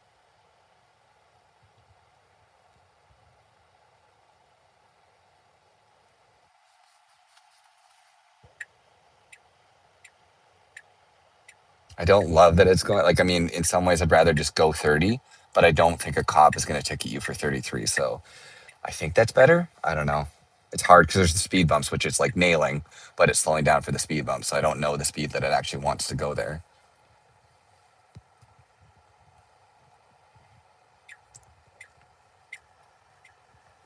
How well is it picking up speed signs? It seems to be doing really well. Like I feel like, well, I say that I don't actually even know what the speed limit is on this road. It's saying 40. I don't know, and I don't know if it's picked that up from reading a sign or from map data. So if it was me, I would park here, sure, but I would get close to this car. Yeah, this is a perfect spot in this cul-de-sac to park. It's beautiful. We are curbside parked. You can see we're like very, very, very close in a good way to this curb. That was phenomenal park job by the car. How's the nagging? Also love your channel. Nagging is identical. Thank you so much for the donation, by the way. Really appreciate it, Sean. Nagging is the exact same, unfortunately. Hasn't changed. I was hoping that it would change, but that is not the case here. I'll drive us here and I'll show you the nag. I'll get a strike. Um, so, and to show you, sorry for haven't seen it. So in version 13, they added the push to start full self-driving. So they've changed it. This is what the button looks like now. And before it was like press and hold to start full self-driving. Now I literally just like touch it. So if I just like very quickly, it's a tap and it immediately starts, which is a lot cooler. Can you check the navigation/map version? Yeah, one sec. Navigation is 2025.20-15489 -316 F for Frank. Car's getting mad. 756078. So it ends in 756078. Mike, thank you so much for the $10 donation. Love your content. Thank you for your hard work. I appreciate it. I'm glad to see people that are like fans of the channel in here as well, because I think initially there's a lot of people that were like not from North America, but I guess people probably watch my channel from everywhere. But it's cool to see fans in here. Thank you so much. And thank you so much for the donation. That means a lot. That'll pay for my coffee tomorrow morning when I'm dead tired and editing these videos.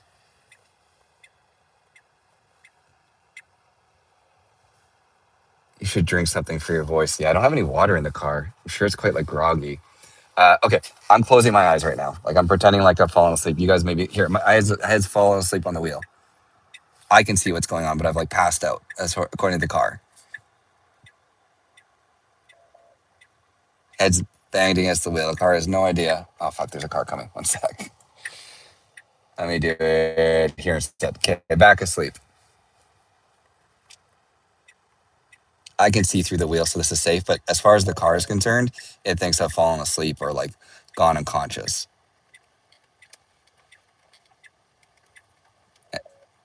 And so what I think it's just going to do is just going to throw up the red hands and stop in the middle of the road. Yeah. So what I wish it would do is pull over. Because now I'm just an unconscious driver in the middle of the road is my like critique to that, right? Like not to be too pessimistic, but the car has the ability and knowledge to park at the curb. It should, in that scenario, be like, okay, Devin's unconscious or not paying attention. You lose control of the car. I'm parking for you. It's kind of how I would like to see that play out. Sorry, I missed a donation while I was asleep there. Mikey said, great content. Seems like the smart thing would be for Sloth to obey speed limits, chill to obey speed limits, plus user offset, and above that, do it at once. Yeah, that would make sense, but there is no speed offset anymore. Like they've completely got rid of speed offset. I don't know if you were saying that as like that would be better or you don't realize, but yeah, under holy autopilot, speed offset's gone. So you only have the speed profiles to determine your speed. I can't, while I'm driving, scroll this wheel anymore to change the max or minimum speed that the car does. It's completely up to the speed profile to decide. And thank you so much for the donation. That's huge. Hello from Germany, Korea. No disrespect to the channel, but fuck FSD, I'm out. Thanks for stopping by. I don't know why you'd join full self-driving live stream if you don't like it, but sure. You do you. Did you pretend to fall asleep or did I miss it? I just did it, so hopefully you just saw me do it, Derek. $10 donation from Trad's Photos.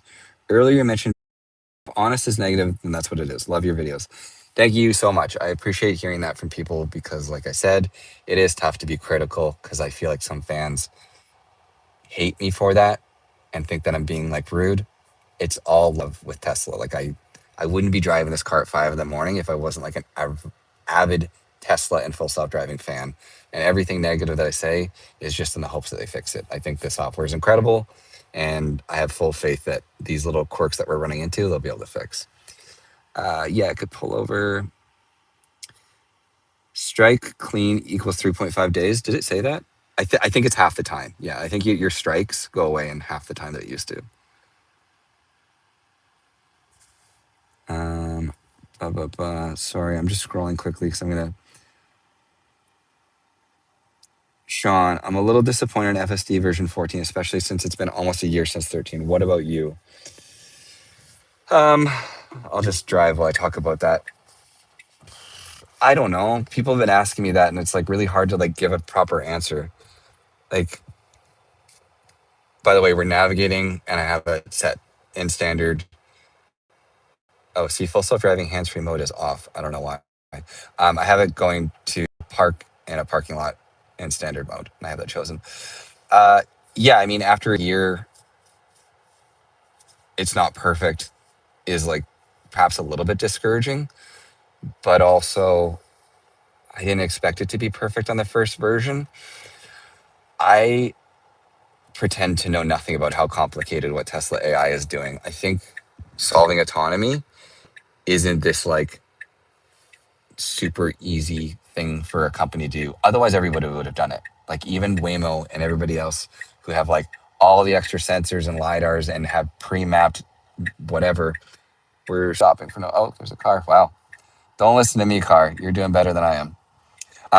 Even Waymo and companies like that are struggling with autonomy.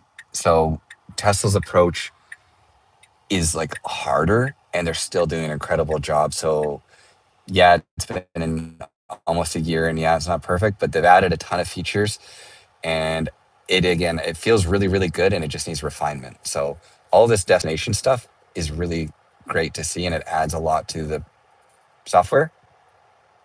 And yeah, by version for 14.2 or 14.3, I'm sure it'll be even better.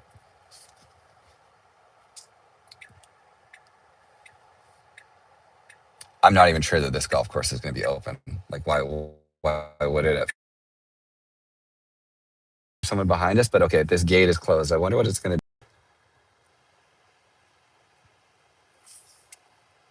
do. It's going reverse. What's its plan here? There's really nowhere else for it to park. So, like, I'm told it to navigate to a closed area. There is no way it's going to win here. But it is interesting to see what it chooses to do in scenarios like this.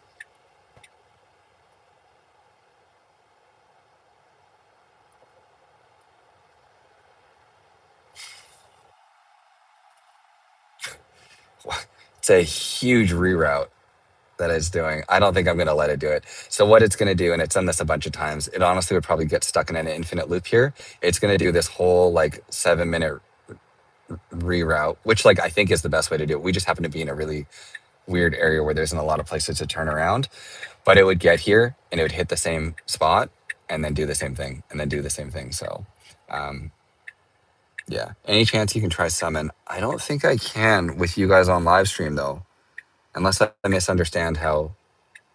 No, because it wouldn't work because my phone. I guess I could go steal my wife's phone and wake her up. I think she would kill me. Tune in tomorrow for a live stream and I can show you. I'm not going to wake her up at 5 in the morning to go get her phone. Do summon from inside your car. No, that still won't work though, because like I have to use my phone to summon. And when I swipe up from YouTube, you guys will stop seeing it. Can you use the accelerator to increase speed? I'm sure I can. So let me test. We're going 65. Yeah.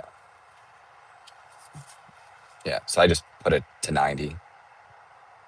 So yes, you can use the accelerator still. Absolutely. And then if I go to Sloth, we're in hurry. If I go to Sloth, it's going to slow us right down to 60. So you can see brake is getting applied and we're going exactly 60. So Sloth is the new fourth profile. That's like basically, it's funny they're calling it Sloth, but it is the go the speed limit profile. Bro, you can still stream and go on the Tesla app. Can I? What would you guys see? You still see the camera if I like swipe away from YouTube?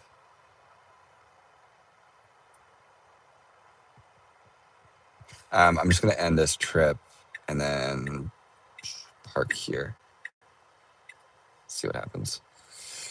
I think this will be my last spot that I go. This is interesting. This will probably be closed, actually, now that I think about it. We'll see what it does.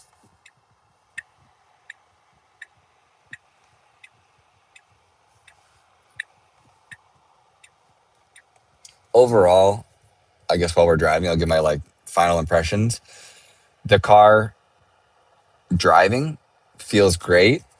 Um, to be honest, it doesn't feel like it feels different, but version 13 was really good and version 14 is really good in just this like casual driving on a road.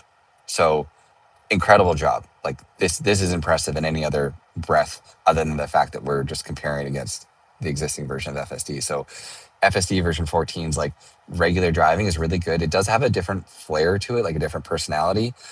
When you're making turns and like moving around, it feels just slightly different. If you've spent a lot of time with FSD, I think you notice it. In parking lots, it feels a lot more confident. It feels a lot better. Um, Obviously, like the knowledge and ability to like destination park is huge and adds a lot to the software. So it's really cool.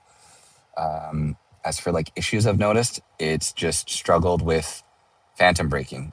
And maybe that's because of my camera. I'll have to go and look at whatever everyone else that's testing it has had for experiences. But I've definitely had a few major like phantom brake issues in parking lots and like pulling onto roads. So those are like my biggest quirks. But other than that, the car just feels like very alive in a different way. Like it feels ready to like make a decision to get itself out of a bad spot quicker. So it'll like throw itself in reverse and do things that version 13 might like hesitate more with. And it doesn't get like tripped up pulling off into the dirt road for parking or being like near an object. So overall, well, that was an L. Overall, very impressive. And yeah, I can't wait to see 14.2. And I can't wait to actually like try this when there's more like humans around. Because I do think a lot of like FSD, yeah, see this, like because it's the gates here, how quick it like went into reverse. It's like, no, I got to try something else. That's what I feel is impressive in this version of FSD is its like snap decision. It's like, hey, that won't work. What are we going to do next?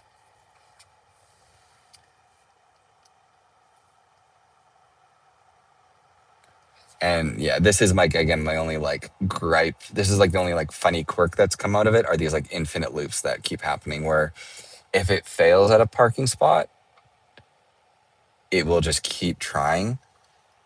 And sometimes it can like logic its way out of it. But in this scenario, because that gate is closed until like 6 a.m. when that gate opens, we would just be stuck in this loop. Like we'll go around in this circle and it'll come back to that gate and it will be closed and it'll be like, still closed. And it'll back out and it'll do the same loop. So it, this is going to be my third or fourth like infinite loop that the car's been stuck in is my only like issue.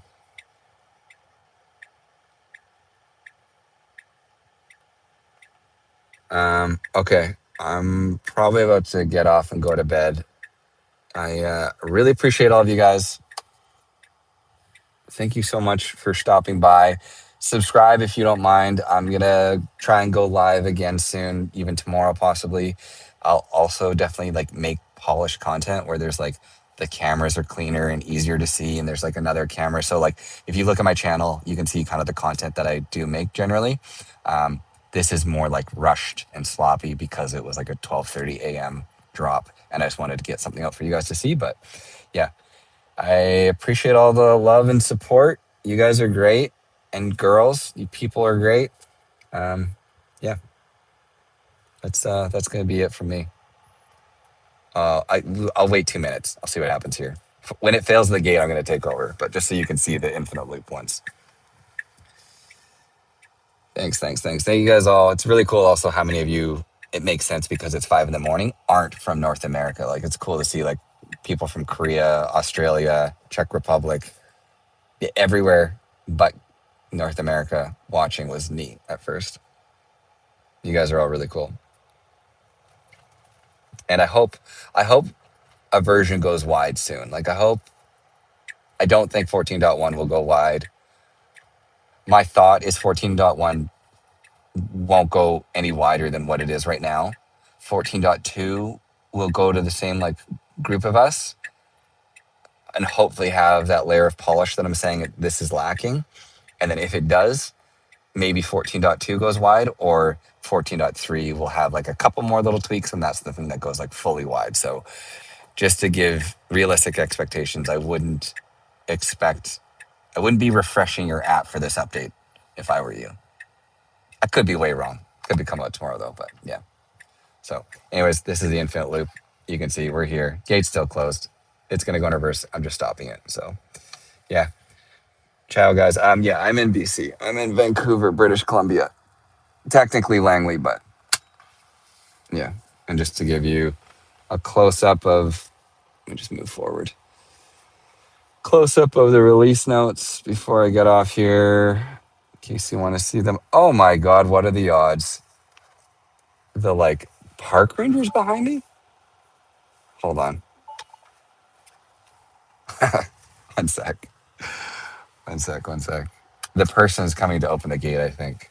2 seconds.